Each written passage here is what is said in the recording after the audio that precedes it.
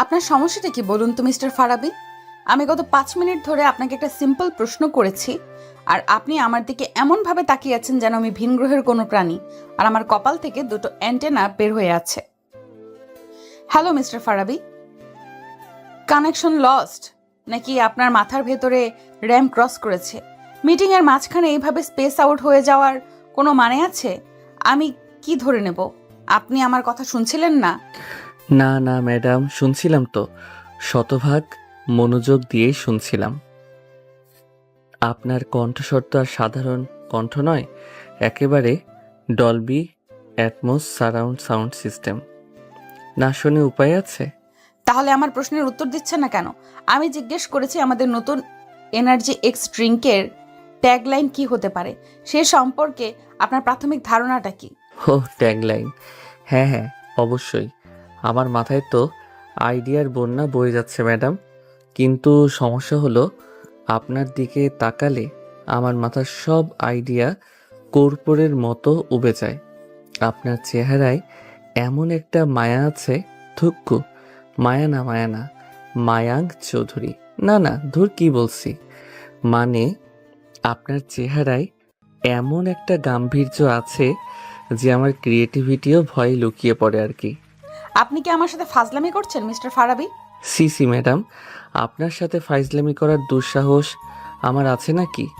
আমি তো শুধু বোঝাতে চাইছিলাম আপনার পার্সোনালিটি এতটাই স্ট্রং যে আমার মতো সাধারণ কপিরাইটারের ক্রিয়েটিভ সেলগুলো ভয়ে স্ট্রাইক ডেকেছে।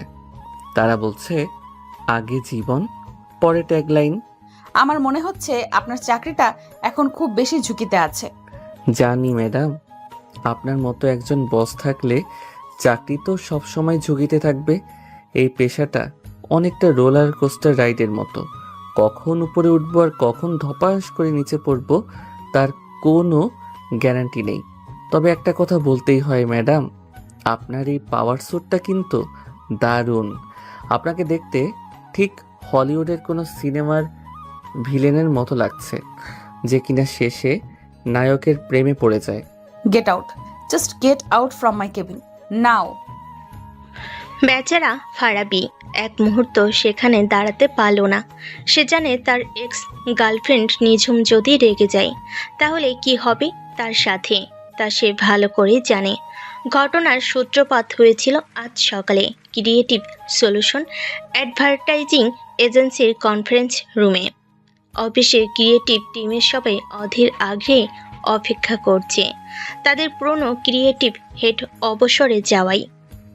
আজ নতুন বছরে যোগ দেওয়ার কথা ফারাবি টিমের সবচেয়ে মেধাবী এবং সবচেয়ে ডানপিটে কপিরাইটার। সে তার পাশে কিউবিকলের বন্ধু ও সহকর্মী রিয়াদকে কনুই দিয়ে খোঁচা মেরে ফিস ফিস করে বলল, কিরে, নতুন বস আসতে আর কত দেরি? আমার তো টেনশনে খিদে পেয়ে যাচ্ছে। আশা করি লোকটা যেন খুব বেশি বোরিং না হয়। তোর আবার টেনশন? বস যেই আসুক তুই তো তাকে জ্বালিয়ে মারবি। আরে দেখিস, এবারও নির্ঘাত কোনো টাক মাখা এবারও নির্ঘাত কোনো টাক মাথা গম্ভীর চেহারার পান চিবানো আঙ্কেল টাইপের বস আসবে, যিনি এসে প্রথমেই বলবেন creativity is good but discipline is better. আমার তো ভাবতেই ঘুম পাচ্ছে। ফারাবির কথায় টিমের বাকি সদস্যরাও হেসে উঠল। ঠিক তখনই কনফারেন্স রুমের কাছের দরজাটা নিঃশব্দে খুলে গেল। সবার হাসি এক মুহূর্তেই থেমে গেল। ভেতরে প্রবেশ করলো এক দীর্ঘাঙ্গী সুন্দরী তরুণী, পরনে কালো রঙের নিখুঁত পাওয়ার স্যুট, পায়ে হাই হিল, চুলগুলো পরিপাটি করে খোপা করা। তার হাঁটা চলে, তার চাহনিতে এমন এক আত্মবিশ্বাস ঠিকরে পড়ছে যা এক মুহূর্তে পুরো রুমের আবহাওয়াটাই বদলে দিল। সবাই সম্মানের সাথে উঠে দাঁড়ালো, কিন্তু ফারাবি যেন তার চেয়ারের সাথে জমে গেছে। তার চোখ দুটো বিস্ময়ে বড় বড় হয়ে গেছে, মুখটা হাঁ হয়ে গেছে, বুকের ভেতরটা যেন কেউ হাতুড়ি দিয়ে পেটাচ্ছে। এটা এটা তো নিঝুম। হো মাই গড, এই খিটখিটে বদমেজাজি ডাইনি মেয়ে এখানে কি করছে? তার নিঝুম, 5 বছর আগের সেই নিঝুম যার জন্য সে পাগল ছিল। যার সাথে কাটানো প্রতিটি মুহূর্ত এখনো তার কাছে স্বপ্নের মতো মনে হয়, আর যার সাথে হওয়া ব্রেকআপের যন্ত্রণাটা এখনো তার বুকের ভেতর কাটার মতো বিঁধে আছে। নিঝুম ধীর পায়ে হেঁটে ডায়াসের সামনে গিয়ে দাঁড়ালো। তার মুখে কোনো অভিব্যক্তি নেই, একদম পেশাদার পোকার ফ্রেশ। সে সবার দিকে একবার চোখ বুলিয়ে নিল। ফারাবির চোখের উপর এসে পড়ল তার দৃষ্টিটা। মাত্র 1 সেকেন্ডের জন্য থামলো। সেই 1 সেকেন্ডে তাদের দুজনের চোখে খেলে গেল হাজারো অব্যক্ত কথা, বিস্ময়, যন্ত্রণা, অভিমান, আর হয়তো বা চাপা পড়ে থাকা ভালোবাসা। পরক্ষণেই নিঝুম নিজেকে সামলে নিল। সে তার স্বাভাবিক কৃতিত্বপূর্ণ গলায় বলল, গুড মর্নিং এভরিওয়ান, আমি নিঝুম চৌধুরী। আজ থেকে আমি ক্রিয়েটিভ সলিউশনের নতুন ক্রিয়েটিভ হেড হিসেবে আপনাদের সাথে কাজ করব। আশা করি আমরা সবাই মিলে এই কোম্পানিকে আরও নতুন উচ্চতায় নিয়ে যেতে পারবো। সে এক একে সবার সাথে পরিচিত হতে লাগলো, সবার সাথে খুব আন্তরিকভাবে হাত মেলালো, তাদের কাজ সম্পর্কে জিজ্ঞেস করলো। অবশেষে সে এলো ফারাবির সামনে। আপনি নিশ্চয়ই ফারাবি আহমেদ? নিঝুম এমনভাবে জিজ্ঞেস করলো যেন সে এই নামটা এই প্রথমবার শুনছে। আপনার কাজের সুনাম আমি অনেক শুনেছি। সে ফারাবির দিকে তার হাতটা বাড়িয়ে দিল। ফারাবি যেন ঘোরের মধ্যে ছিল। সে কাঁপা কাঁপা হাতে নিঝুমের দিকে তার হাতটা বাড়ালো। 5 বছর পর আবার সেই পরিচিত স্পর্শ, কিন্তু আজ সেই স্পর্শে কোনো উষ্ণতা নেই, আছে শুধু পেশাদারিত্বের শীতলতা। ফারাবি কোনো মতে বলতে পারল, ধন্যবাদ madam. Welcome to the team again. নিঝুমের ঠোঁটের কোণে 1 সেকেন্ডের জন্য একটা রহস্যময়ী হাসি ফুটে উঠেই মিলিয়ে গেল। মিটিং শেষ হওয়ার পর ফারাবি যখন নিজের ডেস্কে ফিরে এলো, তখনও তার হাত পা কাঁপছে। রিয়াদ তার কাঁধে হাত রেখে বলল, কি রে দোস্ত, কি হলো তোর? নতুন বসকে দেখে কি ভূত ধরার মতো চমকে গেলি নাকি? প্রেমে পড়ে গেলি প্রথম দেখাতেই? প্রেম প্রেম তো 5 বছর আগেই মরে ভূত হয়ে গেছে দোস্ত। এখন তো শুধু সেই ভূতের সাথেই আমার সহবাস, থুক্কু, বসবাস। আর সেই ভূত যে আজ তার বস হয়ে ফিরে আসবে, সে তার স্বপ্ন কল্পনা করতে পারেনি। মিটিংয়ের ঠিক 1 ঘন্টা পরেই ফারাবি ডেস্কের ইন্টারকমটা বেজে উঠল। ওপাশে নিঝুমের ঠান্ডা আবেগহীন কণ্ঠ। ফারাবি, আমার কেবিনে আসুন আর্জেন্টলি। ফারাবি যখন তার কেবিনে ঢুকলো, তখন নিঝুম একটা ফাইল দেখছিল। ফারাবি কিছুক্ষণ দাঁড়িয়ে থাকার পর নিঝুম ফাইলটা মুখ থেকে না তুলেই বলল, বসুন। ফারাবি বসার পর প্রায় 1 মিনিট ধরে পিন পতন নীরবতা। তারপর নিঝুম ফাইলটা বন্ধ করে তার দিকে তাকালো। সেই চোখে কোনো পুরনো পরিচিতির ছাপ নেই, আছে শুধু একজন বসের কঠোরতা। তো মিস্টার ফারাবি, নতুন বসের অধীনে কাজ করতে আপনার কেমন লাগছে? আর তারপরে তাদের মধ্যে গল্পের শুরুতেই সেই কথোপকথনগুলো হয়েছিল, যা প্রমাণ করে দিচ্ছিল তাদের এই অনাকাঙ্ক্ষিত পুনর্মিলন কোনো মিষ্টি প্রেমের গল্পের সূচনা নয়, বরং এক তীব্র পেশাগত এবং ব্যক্তিগত যুদ্ধেরই পূর্বাভাস। ফারাবি প্রায় ছিটকে বেরিয়ে এলো নিঝুমের কেবিন থেকে। দরজাটা বন্ধ করার শব্দে পুরো ফ্লোর একবারের জন্য কেঁপে উঠল। সে হনহন করে হেঁটে গিয়ে নিজের চেয়ারে ধপাস করে বসে পড়ল। তারপর কিবোর্ডের উপর এমনভাবে হাত রাখলো যেন ওটা কিবোর্ড নয়, নিঝুমের মুখ। রিয়াদ ভয়ে ভয়ে তার কিউবিকলের বিভাগের উপর দিয়ে উকি দিল। কি রে দোস্ত, কি হলো? আছিস এখনো? নাকি তোর চাকরিটা 5 মিনিটের টর্নেডোতে খড়কুটোর মতো উড়ে গেল? প্রথম দিনই বসের কেবিনের দরজায় কেউ এভাবে বন্ধ করে? চাকরিটা এখনো আছে, কিন্তু আমার মেজাজটা আর নেই। ওটা এখন বঙ্গোপসাগরে সৃষ্ট নিম্নচাপের রূপ নিয়েছে। যে কোনো মুহূর্তে সাইক্লোন হয়ে তোর উপর আছড়ে পড়তে পারে। তাই বলছি, এখান থেকে ভাগ। আরে চড়ছিস কেন? কি হয়েছে ম্যাডাম? তোকে দেখে তো মনে হচ্ছে উনি তোকে শুধু ঝাড়ি দেননি, তোর কিডনিটাও চেয়ে বসেছেন। কিডনি চাইলে তো দিতাম রে দোস্ত, কিন্তু উনি চেয়েছেন আমার আত্মসম্মান, চেয়েছেন আমার অতীত, চেয়েছেন আমাকে আবার সেই 5 বছর আগের ফারাবি বানিয়ে দিতে, যে কিনা উনার কথায় উঠতো আর বসতো। মানে হলো, আমার জীবনের রোলার কোস্টার রাইডটা আনুষ্ঠানিকভাবে শুরু হয়ে গেছে। সিট বেল্ট বাধারও সুযোগ পেলাম না। ঠিক তখনই সবার কম্পিউটারে টিং করে একটা শব্দ হলো। একটা নতুন ইমেল। স্ক্রিনে প্রেরকের নামটা জলজল করছে, নিঝুম চৌধুরী, ক্রিয়েটিভ হেড রিয়াদ। ইমেলটা খুলেই চিৎকার করে উঠল। সর্বনাশ, এ তো দেখি হিটলারের আধুনিক সংস্করণ। নতুন বস্ত্র দেখি এসেই ফায়ার করা শুরু করে দিয়েছেন। ফারাবি বিরক্ত মুখে জিজ্ঞেস করলো, কি হয়েছে? আরে দেখ না, নতুন ক্লায়েন্ট এনার্জি এক্স ড্রিঙ্কসের জন্য ক্যাম্পেইন আইডিয়া চেয়েছে। ডেডলাইন আগামীকাল সকাল 10টা। মাত্র এক রাতের মধ্যে আইডিয়া জেনারেট করতে হবে। এটা কি অফিস নাকি মাস্টার শেফের কিচেন যে 1 ঘন্টার মধ্যে নতুন রেসিপি বানিয়ে দিতে হবে? কিন্তু ফারাবি ইমেলটা দেখে হাসলো। তার চোখে হতাশার বদলে প্রতিশোধের আগুন জ্বলে উঠল। ফায়ার করুক, আমিও দেখব কার আগুনে কে জ্বলে। সে হয়তো ভুলে গেছে ক্রিয়েটিভিটির এই মাঠে আমি সেরা খেলোয়াড়। সে আমার অতীত হতে পারে, কিন্তু সে আমার ভবিষ্যৎ নিয়ন্ত্রণ করতে পারবে না। আজ রাতে খেলা হবে রিয়াদ, এমন খেলা যা সে কোনো দিনও ভুলতে পারবে না। পরের দিন সকাল 10টা, কনফারেন্স রুমে থমথমে পরিবেশ। নিঝুম তার চেয়ারে বসে আছে, তার মুখ পাথরের মতো কঠিন। টিমের বাকি সদস্যরা ভয়ে ভয়ে এক একে তাদের দুর্বল গতানুগতিক আইডিয়াগুলো উপস্থাপন করছে আর নিঝুমের কাছ থেকে করা কথা শুনছে। এটাকে আইডিয়া বলে মিস্টার জামান। এই ট্যাগলাইন তো আমি ক্লাস 5-এর রচনাতেও ব্যবহার করব না। আর সাদিয়া, তোমার প্রেজেন্টেশনের চেয়ে আমার নানির বানানো আচারও বেশি আকর্ষণীয়। নেক্সট।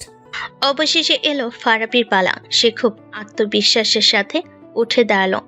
নিঝুম তার দিকে তাকিয়ে একটা বাঁকা হাসি দিয়ে বলল, তো মিস্টার ফারাবি, আপনার ক্রিয়েটিভ সেলগুলো কি গত রাতের মধ্যে ধর্মঘট ভেঙে কাজে ফিরেছে নাকি এখনো ভয়ের খাটের নিচে লুকিয়ে আছে?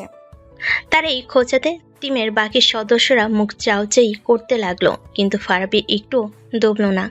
সে মৃদু হেসে তার প্রেজেন্টেশন শুরু করলো। আমার ক্রিয়েটিভ সেলগুলো কখনো ধর্মঘটে যায় না ম্যাডাম।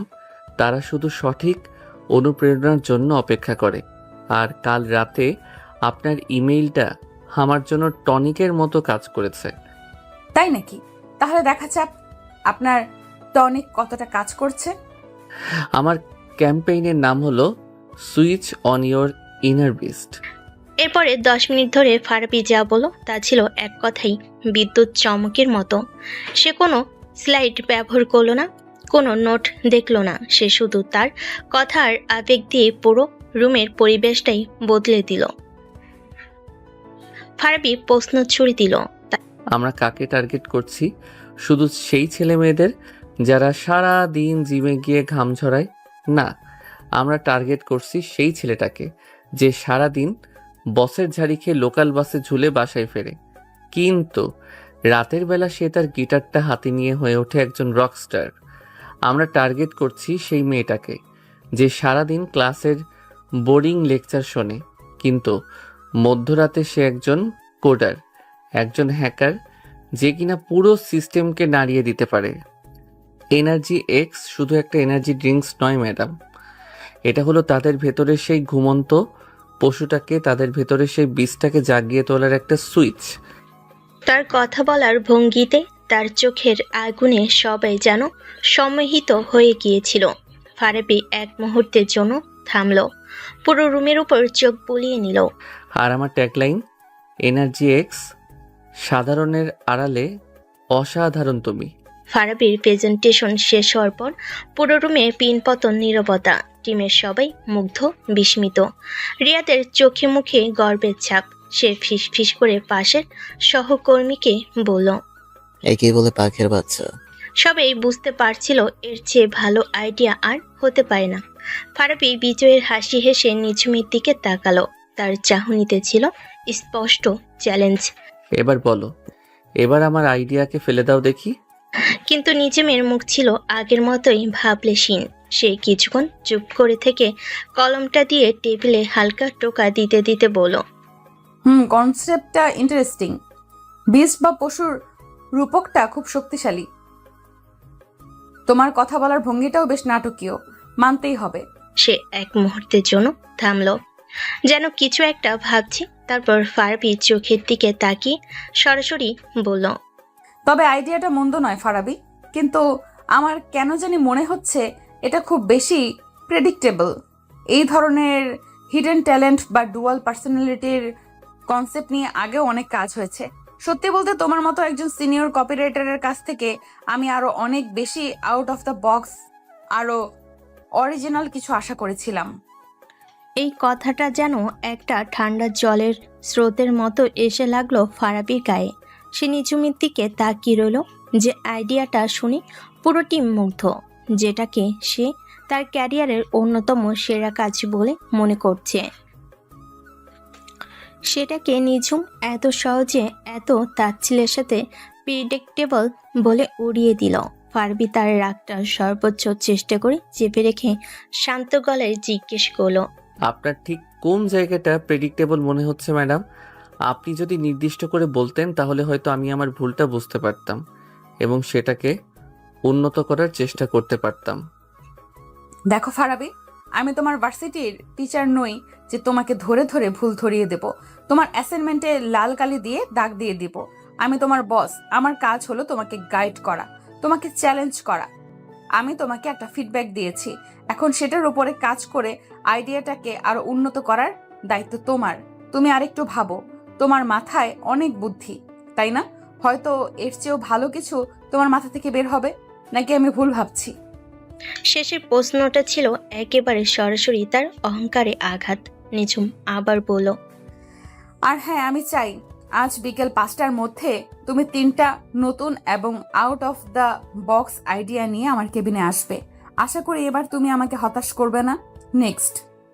এই বলে সে অন্যজনকে তার আইডিয়া উপস্থাপন করার জন্য ডাকলো। ফারাবি স্তব্ধ হয়ে তার জায়গায় বসে বলল, তার আত্মসম্মানে, তার অহংকারে, তার পেশাদারিত্বে এর চেয়ে বড় আঘাত আর কিছুই হতে পারে না। সে বুঝতে পারছিল। এটা কোনো প্রফেশনাল ফিডব্যাক নয়, এটা নিছকই ব্যক্তিগত রাগ, ব্যক্তিগত ক্ষমতার প্রদর্শন। নিঝুম আমাকে সবার সামনে ছোট করতে চাইছে, প্রমাণ করতে চাইছে যে আমি এখন চালকের আসনে বসে আছি। মিস নিঝুম, আমিও দেখে নেব তোমাকে। Just wait and watch. Farabi কোনো কথা না বলে নিঝুমের দিকে আর একবারও না তাকিয়ে চুপচাপ মিটিং রুম থেকে বেরিয়ে গেল। তার মনে তখন শুধু একটাই ঝড়, ভালোবাসা আর ঘৃণার এক প্রচণ্ড ঝড়। সে ঠিক করলো, এই যুদ্ধের শেষ আমি দেখেই ছাড়ব। নিঝুম যদি বস হয়ে আমাকে হারাতে চায়, তাহলে আমিও একজন কর্মচারী হয়েই এই খেলাটা খেলবো। খেলাটা এখন আর শুধু একটা ক্যাম্পেইনের নয়, খেলাটা এখন দুটো ভাঙা হৃদয়ের, দুটো তীব্র অহংকারী মনের। বিকেল 4টে। ফারাবির মাথার ভেতর যেন একটা কুরুক্ষেত্র চলছে। 3টা নতুন আইডিয়া, তাও মাত্র কয়েক ঘন্টার মধ্যে। নিঝুমের দেয়া এই অসম্ভব ডেডলাইনটা পূরণ করার জন্য সে মরিয়া হয়ে চেষ্টা করছে, কিন্তু রাগে, অপমানে আর হতাশায় তার মাথাটা পুরোপুরি ব্লক হয়ে গেছে। একটা শব্দ তার মাথা থেকে বের হচ্ছে না। ধুর ছাই, এভাবে চলতে থাকলে তো আমার মাথা থেকে এনার্জি এক্স বেরিয়ে যাবে। সে চেয়ার ছেড়ে উঠে দাঁড়ালো। এই মুহূর্তে আমার এক কাপ কড়া কফি দরকার, শরীরকে জাগানোর জন্য নয়, বরং মেজাজটাকে ঠান্ডা করার জন্য। অফিসের প্যান্ট্রিটা তখন প্রায় ফাঁকা। ফারাবি কফি মেশিনের সামনে দাঁড়িয়ে সবে মগটা সেট করেছে। ঠিক তখনই তার পেছনে এসে দাঁড়ালো নিঝুম, তার হাতেও একটা খালি মগ। ফারাবি তাকে দেখেই এমন একটা ভঙ্গি করলো যেন সে ভূত দেখেছে। আপনি এখানে ম্যাডাম? আমি তো ভেবেছিলাম আপনার মতো হাই লেভেলের বসরা কফি খান না। আপনারা আপনারা সরাসরি টেনশনটাই পান করেন। নিঝুম তারই খোঁচাতে পাত্তা না দিয়ে স্বাভাবিক গলেই বলল, মেশিনটা ফ্রি হতে আরো কতক্ষণ লাগবে? আমার একটা জরুরি মিটিং আছে। ফারাবি মেশিনের বাটন চাপতে চাপতে বলল, এই তো ম্যাডাম, মাত্র 2 মিনিট। তবে আপনার যদি খুব তাড়া থাকে তাহলে আপনি বরং আমার কফিটাই নিতে পারেন। জুনিয়রের কফি বস খাবে, এটা তো আর নতুন কিছু নয়। আপনারা তো আমাদের আইডিয়া, শ্রম, ঘুম সবই খান। এক কাপ কফি তো আর তুলনায় কিছুই না। অপ্রয়োজনীয় কথা বলার অভ্যাসটা তোমার এখনো যায়নি, তাই না ফারাবি? নিঝুম তার পাশে দাঁড়িয়ে বলল। তার কণ্ঠস্বর ঠান্ডা, কিন্তু ফারাবির খুব কাছে দাঁড়ানোর কারণে তার পারফিউমের হালকা পরিচিত গন্ধটা ফারাবির নাকে এসে লাগলো। সেই পুরনো গন্ধটা, যা একসময় তার খুব প্রিয় ছিল। ফারাবি কফির মগটা হাতে নিয়ে তার দিকে ঘুরল। এক কাপ কফি তো তার তুলনায় কিছুই না। কিছু অভ্যাস বদলানো যায় না ম্যাডাম। যেমন ধরুন আপনার এই হুটহাট করে মানুষের ব্যক্তিগত স্পেসে ঢুকে পড়ার অভ্যাসটা এখনো আগের মতোই আছে। আমি তোমার ব্যক্তিগত স্পেসে ঢুকিনি, আমি শুধু আমার কফির জন্য অপেক্ষা করছি। ও তাই নাকি? ফারাবি তার দিকে তাকিয়ে আপদমস্তক একবার দেখল। বাহ নিঝুম ম্যাডাম, আপনার তো দেখছি অনেক উন্নতি হয়েছে। এক সময় তো আপনি সাধারণ কফি বানাতে গিয়েও পুরো রান্নাঘর জ্বালিয়ে ফেলার অবস্থা করতেন, মনে আছে? একবার আমার জন্মদিনে আপনি কেক বানানোর চেষ্টা করেছিলেন। নিঝুমের মুখটা মুহূর্তেই কঠিন হয়ে গেল। অতীতের কথা টেনে আনার কোনো মানে হয় না। কেন হবে না? অতীত থেকেই তো মানুষ শেখে। সেদিন আপনি যে কেকটা বানিয়েছিলেন ওটা কেক ছিল না, ছিল একটা কার্বনের খণ্ড। ওটা দিয়ে চাইলেই হিরে বানানো যেত। আর আজ দেখুন আপনি এত বড় একটা কোম্পানির ক্রিয়েটিভ ডিপার্টমেন্ট চালাচ্ছেন। অবিশ্বাস্য। কিভাবে করলেন এই অসাধ্য সাধন? কোনো স্পেশাল কোর্স করেছেন নাকি? হ্যাঁ করেছি, কোর্সের নাম ছিল লাইফ। এই কোর্সটা মানুষকে সময়ের সাথে বদলাতে শেখায় ফারাবি। তোমার মতো এখনো অতীতে পড়ে থেকে অন্যদের খোঁচা দিয়ে নিজের ব্যর্থতা ঢাকতে শেখায় না। ব্যর্থতা? আমাকে আপনার ব্যর্থ মনে হয়? নয়তো কি? 5 বছর আগে তুমি যেখানে ছিলে আজও সেখানেই পড়ে আছো। সেই একই ভার্সিটি কেন্দ্রিক জোকস, সেই একই ছেলে মানুষই, সেই একই বেপরোয়া স্বভাব। আর আমি কোথায় সেটা তো তুমি দেখতেই পাচ্ছ। আমি এগিয়ে গেছি ফারাবি, কারণ আমি জানি জীবনটা কোনো মজার নাটক নয়। বাহ, খুব তো বড় বড় কথা শিখে গেছো।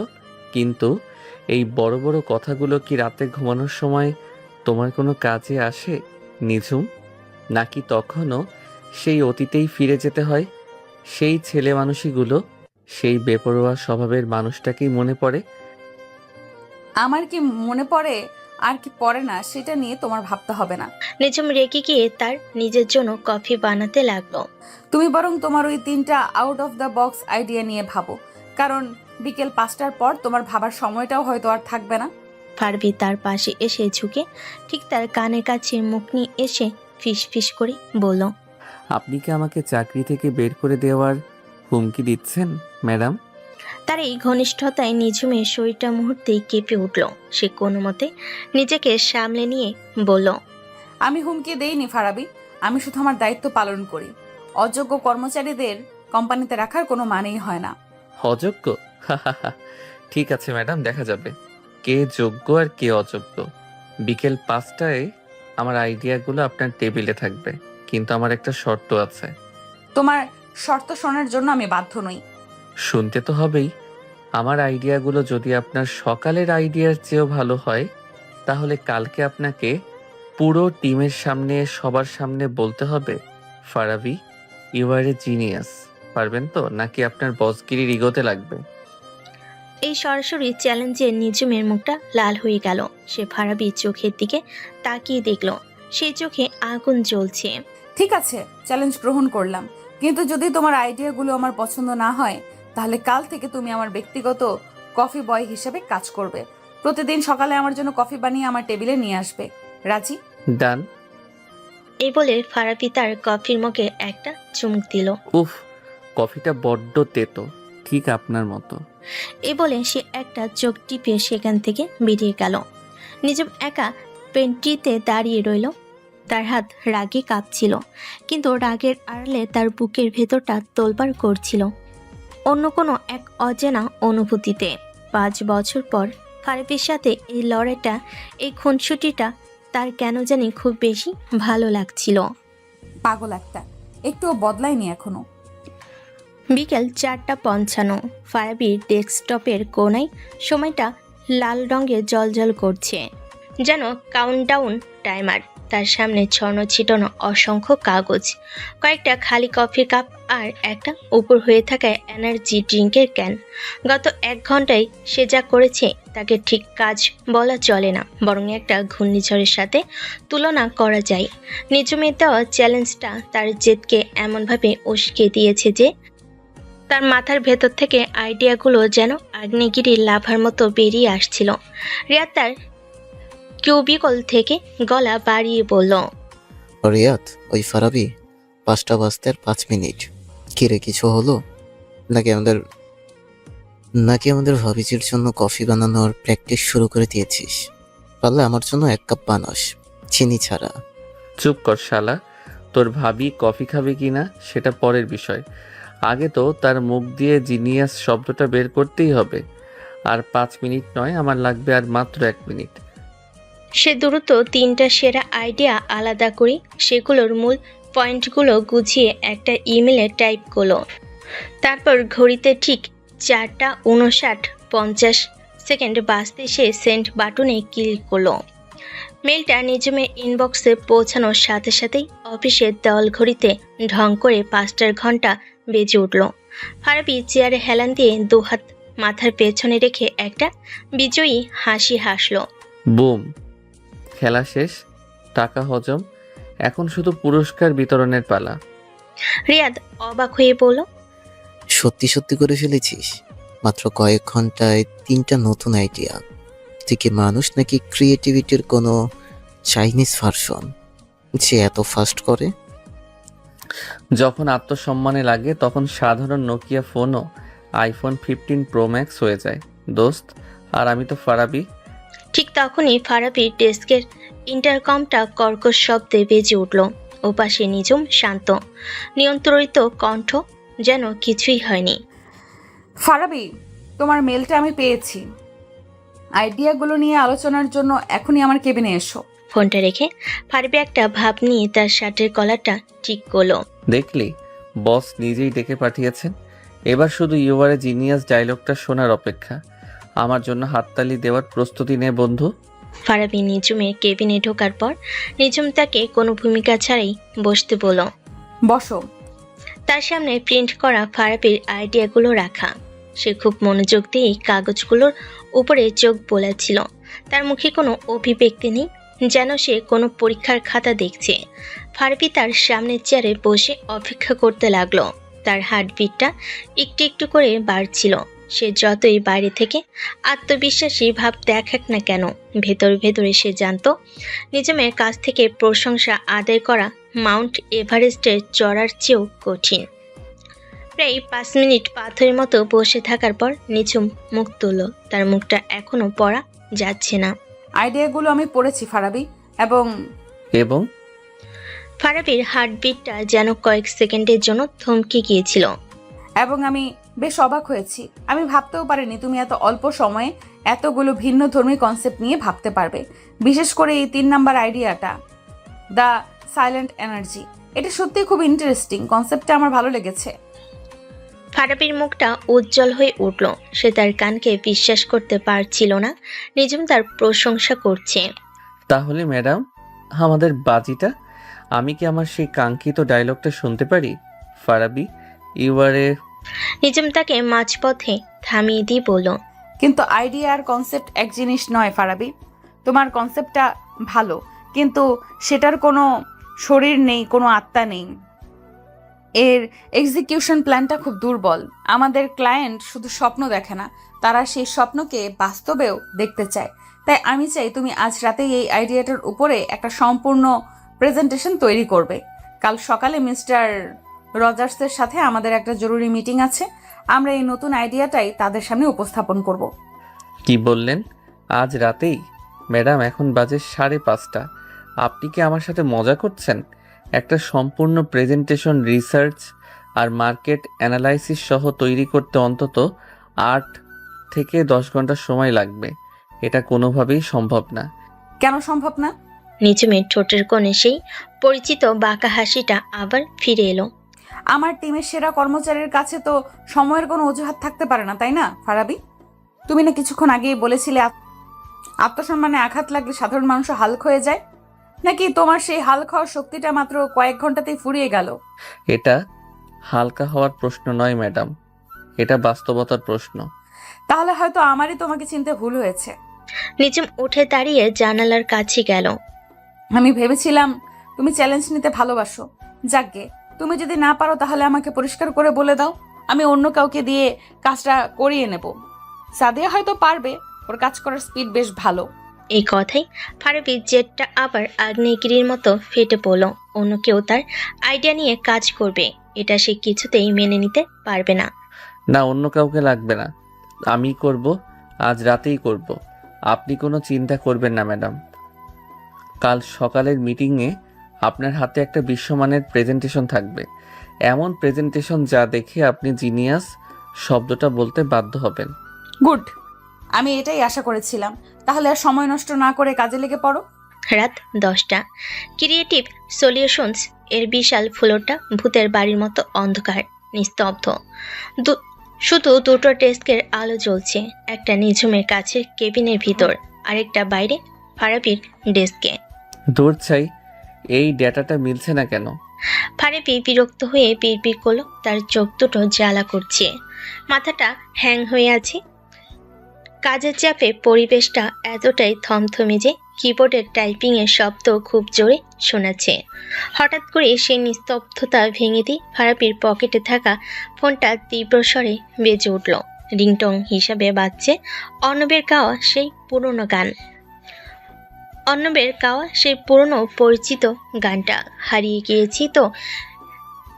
গিয়েছি এই তো ভালো খবর আমার কেউ রাখে না। গানটা যেন কোনো রিংটন নয়, একটা টাইম মেশিন। এক মুহূর্তে সে ফারাবি আর নিঝুম দুজনকে 5 বছর পেছনে তাদের ভার্সিটির সেই দিনগুলোতে ফিরিয়ে নিয়ে গেল। ফারাবি দ্রুত ফোনটা পকেট থেকে বের করে কেটে দিল, কিন্তু গানের রেশটা তখনও ঘরের বাতাসে ভাসছে। সে আর চোখে নিঝুমের কেবিনের দিকে তাকালো, দেখলো নিঝুম ফাইল থেকে মুখ তুলে কাছের দেওয়ালের ওপাশ থেকে তার দিকেই তাকিয়ে আছে। তার চোখে কোনো রাগ নেই, কোনো কৃতিত্ব নেই, আছে শুধু একরাশ বিষণ্ণতা, একরাশ স্মৃতি। কয়েক মুহূর্তে নীরবতার পর ফারাবির ডেস্কের ইন্টারকমটা বেজে উঠল।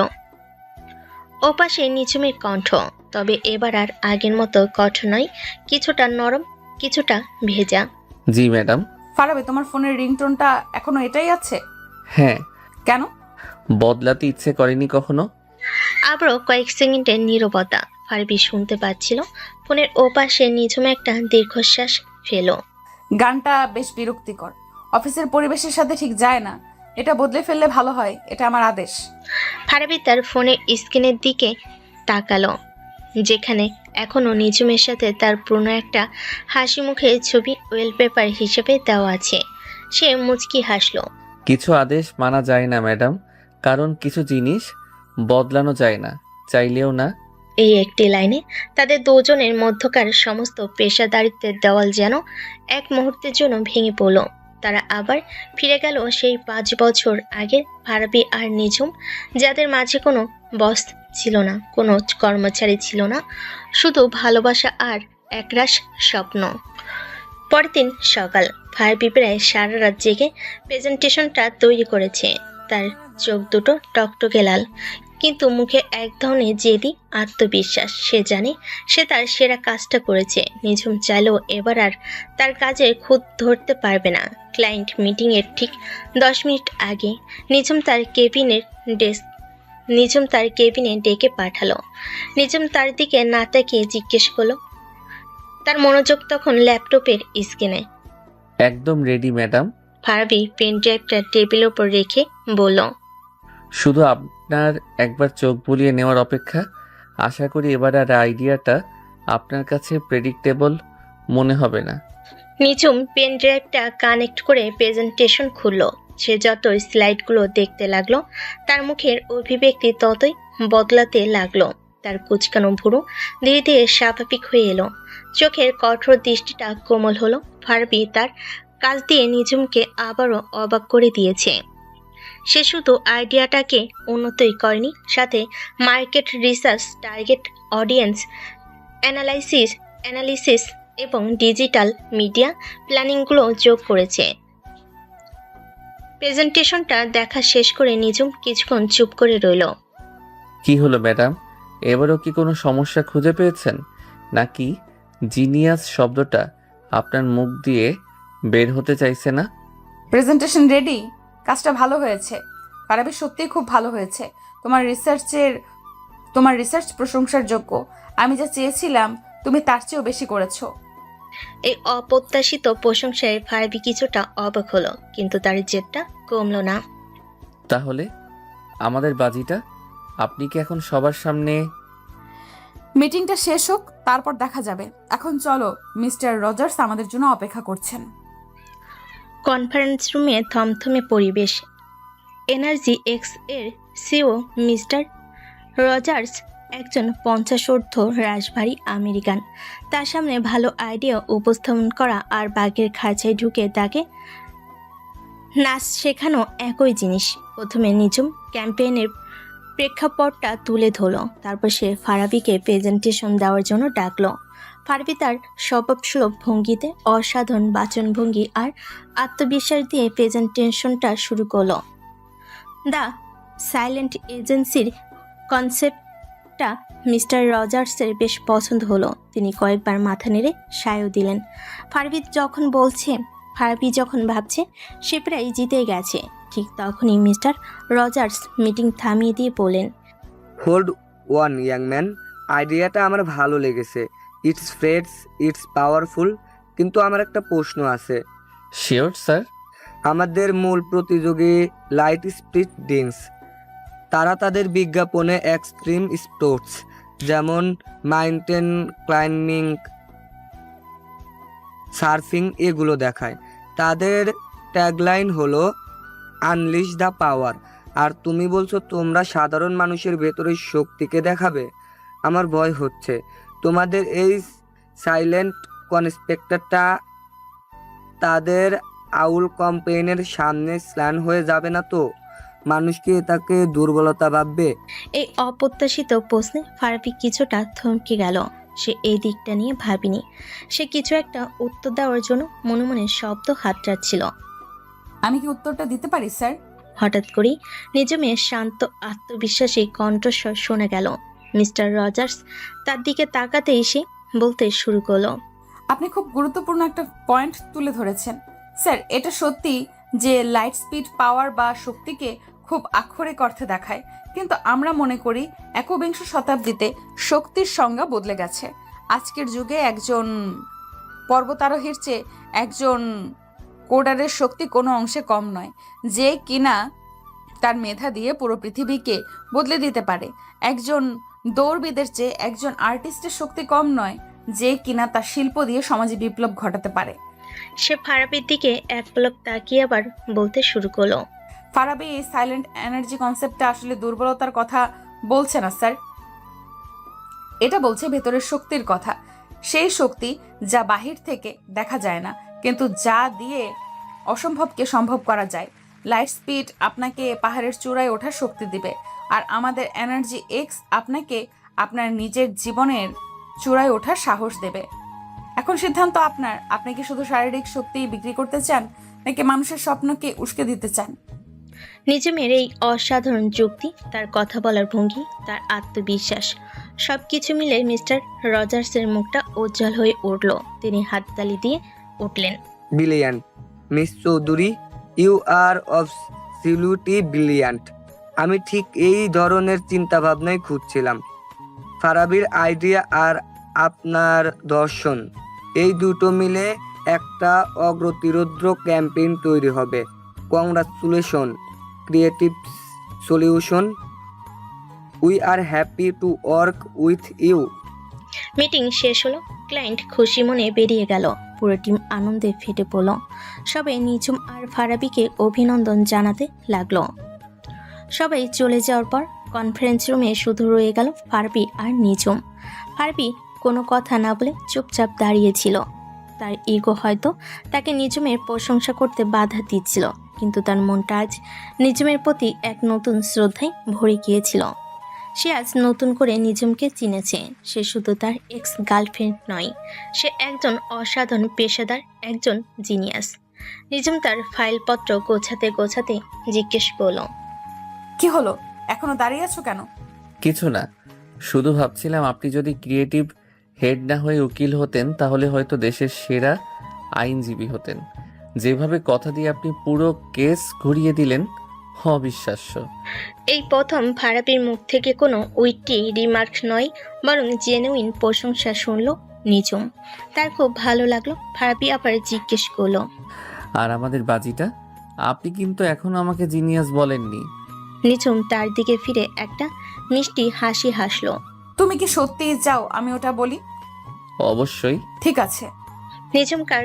নিজুম তার কাছে এগিয়ে এলো, তারপর তার কানের কাছে মুখ নিয়ে এসে ফিসফিস করে বলল, you are a genius Farabi, কিন্তু মনে রেখো আমি তোমার বস, আর বস ইজ অলওয়েজ রাইট। এই বলে সে একটা চোখ টিপে রুম থেকে বেরিয়ে গেল। ফারাবি একা দাঁড়িয়ে হাসতে লাগলো। সে বুঝতে পারছিল তাদের এই পেশাগত যুদ্ধটা ধীরে ধীরে এক নতুন মিষ্টি খুনসুটির দিকে মন নিচ্ছে, যা হয়তো তাদের পুরনো সম্পর্কটাকেও নতুন করে ভাবার বাধ্য করবে। রাত প্রায় 10টা। ফারাবি অফিস থেকে এসে তার বাসায় ড্রয়িং রুমের সোফায় আদশা হয়ে টিভি দেখছে। টিভিতে একটা বোরিং টক শো চলছে, কিন্তু সেই দিকে তার কোনো মনোযোগ নেই। তার হাতে থাকা ফোনে সে হোয়াটসঅ্যাপে তার কলেজ জীবনের বন্ধুদের গ্রুপে তুমুল আড্ডায় মগ্ন। সে টাইপ করলো, দোস্ত, আজকের দিনটা যা গেল না। প্রথমে ভাবলাম ক্লায়েন্টকে পটিয়ে ফেলেছি, কিন্তু আমার বস ওই হিটলার নি শেষ মুহূর্তে এমন একটা ডায়লগ দিল যে ক্লায়েন্ট আমার চেয়ে ওরই ফ্যান হয়ে গেল। মেয়েটা কি মানুষ নাকি গুগল অ্যাসিস্ট্যান্ট বুঝি না, সব প্রশ্নের উত্তর ওর মাথায় রেডি থাকে। সে তার বন্ধু আকাশের সাথে কথা বলছিল, কিন্তু একই সময়ে তার মা মিসেস নার্সিরিন তার জন্য রাতের খাবার গরম করতে করতে রান্নাঘর থেকে ডাকলেন। ফারাবি, এই ফারাবি, বলি রাতের খাবারটা কি আজ খাবি নাকি কালকে সকালবেলা একেবারে খাবি? আসছি মা। মায়ের ডাকে মনোযোগ সরে যাওয়ায় সে তার বন্ধুদের মেসেজের রিপ্লাইটা টাইপ করলো। কন্ট্যাক্ট লিস্টে আকাশের নামটা দেখেই দ্রুত সেন্ড করে দিল। মেসেজটা ছিল, দোস্ত, আমার বসটা একটা আস্ত হিটলার নি, সারাদিন শুধু আমাকেই বিরক্ত করার সুযোগ খোঁজে। মনে হয় পুরনো প্রতিশোধ নিচ্ছে। আমার তো মাঝে মাঝে ইচ্ছে করে ওর কফির মধ্যে তেলাপোকাটা ছেড়ে দেই। মেসেজটা সেন্ড হওয়ার 1 সেকেন্ডের মধ্যে ফারাবির বুকের ভেতরটা ধস করে উঠল। সে আকাশের বদলে মেসেজটা পাঠিয়ে দিয়েছে নিজুম চৌধুরী বসের নম্বরে। ও শিট শিট শিট। সে দ্রুত মেসেজটার উপর ট্যাপ করে ডিলিট ফর এভরিওয়ান অপশনটা খুঁজছিল, কিন্তু উত্তেজনায় হাত কাঁপছিল তার। ডিলিট করার আগে সে দেখল মেসেজটার নিচে দুটো নীল টিক চিহ্ন জ্বলে উঠেছে। তার মানে নিঝুম মেসেজটা দেখে ফেলেছে। গেছে রে আমার চাকরি, আমার সম্মান, আমার ইজ্জত, সব শেষ। ফারাবি কপালে হাত দিয়ে বসে পড়ল। সে সাথে সাথে মেসেজটা ডিলিট করে দিল, কিন্তু সে জানে যা ক্ষতি হওয়ার তা হয়ে গিয়েছে। মিসেস নার্সিন খাবার হাতে নিয়ে এসে জিজ্ঞেস করলেন, কিরে, কি হয়েছে? তোর মুখটা এমন ফ্যাকাশে লাগছে কেন? ভূতে ধরেছে নাকি? ভূত না মা, সাক্ষাৎ ডাইনি ধরেছে। এমন একটা ভুল করে ফেলেছি যার জন্য হয়তো কাল থেকে আমাকে আর অফিসে যেতে হবে না। তোমার বেকার ছেলের বোঝাটা হয়তো তোমাকে আরো কিছুদিন বইতে হবে। মানে কি করেছিস তুই? ঠিক তখনই ফারাবির বাবা মিস্টার ইকবাল সন্ধ্যাকালীন হাঁটা শেষে বাসায় ঢুকলেন। কি হয়েছে? কে বেকার? আমার ছেলে তো এখন বড় চাকরি করে, তাই না বাবা? ফারাবি তার বাবা মায়ের দিকে তাকিয়ে একটা দীর্ঘশ্বাস ফেল। বাবা মা, তোমাদের সাথে আমার কিছু কথা ছিল। আমার নতুন বস। সে তাদের পুরো ঘটনাটা খুলে বলল। নিজুম যে তার এক্স গার্লফ্রেন্ড, সেই পরিচয়টা অবশ্য গোপন রাখলো। সবটা শুনে তার বাবা মা মাথায় হাত দিয়ে বসে পড়লেন। হায় আল্লাহ, তুই করেছিসটা কি? নিজের বসের নামে এইসব কথা লিখে পাঠিয়ে দিয়েছিস? তোর কি মাথায় গোবর ভরা নাকি? মিস্টার ইকবাল তাকে শান্ত করলেন। আরে থামো তো, ভুল তো মানুষেরই হয়। আর তুমিও বাপু কেমন? অফিসের বসকে নিয়ে এসব লেখার কি দরকার ছিল? আরে বাবা, আমি তো মজা করে বন্ধুকে লিখছিলাম। এখন আমি কি করব? কালকে অফিসে যাই কি করে? উনি তো আমাকে কাঁচাই চিবিয়ে খাবেন। কিছুই হবে না, কাল অফিসে যাবি, গিয়ে সরাসরি ম্যাডামের কাছে ক্ষমা চেয়ে নিবি। বলবি ভুল হয়ে গেছে। বড় বড় কোম্পানিতে এসব ছোটখাটো ভুল হয়। তুমি শাহরুখ খানের ডায়লগ কপি করলে কেন? আরে না, কপি কি করলাম, একটু ঘুরিয়ে বললাম আর কি। অবশ্য আমি শাহরুখ খানের বিরাট বড় ভক্ত। রাখো তোমার ভক্তগিরি। তোমার কি মনে হয় মা? আমার মনে হয় তোর বাবা ঠিকই বলেছেন, তবে সরাসরি ক্ষমা চাইতে যাস না। তাহলে কালকে অফিসে গিয়ে এমন ভান করবি যেন কিছুই হয়নি। যদি উনি নিজে থেকে কিছু বলেন, তাহলে এমন একটা ভাব নিবি যেন তুই আকাশ থেকে পড়েছিস। বলবি, কি বলছেন ম্যাডাম, আমার ফোন তো হ্যাক হয়ে গিয়েছিল। আমার নামে কে যে এসব আজে বাজে কথা লিখে পাঠিয়েছে, আমি তো নিজেই পুলিশে অভিযোগ করার কথা ভাবছি, বুঝলি? মায়ের এই অভিনব আইডিয়াটা শুনে ফারাবি আর তার বাবা দুজনেই হো হো করে হেসে ফেল। ফারাবি তার মাকে জড়িয়ে ধরে বলল, ওয়াও মা, তুমি তো জিনিয়াস। তোমার এই বুদ্ধিটা কাজে লাগালে হয়তো চাকরিটা বেঁচেও যেতে পারে। তুমি তো আমার চেয়েও বড় ড্রামাবাজ দেখছি। You are so cute. পারিবারিক এই হালকা আড্ডায় ফারাবির মনটা কিছুটা হালকা হলো, কিন্তু সে জানতো কালকের সকালটা তার জন্য খুব একটা সহজ হবে না। পরদিন অফিসে ঢোকার পর থেকেই ফারাবির বুকের ভেতরটা ধুকপুক করছিল। সে যথাসম্ভব নিঝুমকে এড়িয়ে চলার চেষ্টা করছিল, কিন্তু ভাগ্য তার সহায়ই ছিল না। লাঞ্চের ঠিক আগে তার ডেস্কের ইন্টারকমটা বেজে উঠল। তার পাশে নিঝুমের বরফ শীতল কণ্ঠ।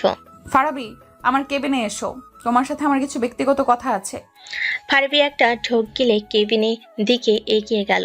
সদর দরজায় নক করতেই ভেতর থেকে গম্ভীর কণ্ঠ ভেসে এলো, ভেতরে এসো।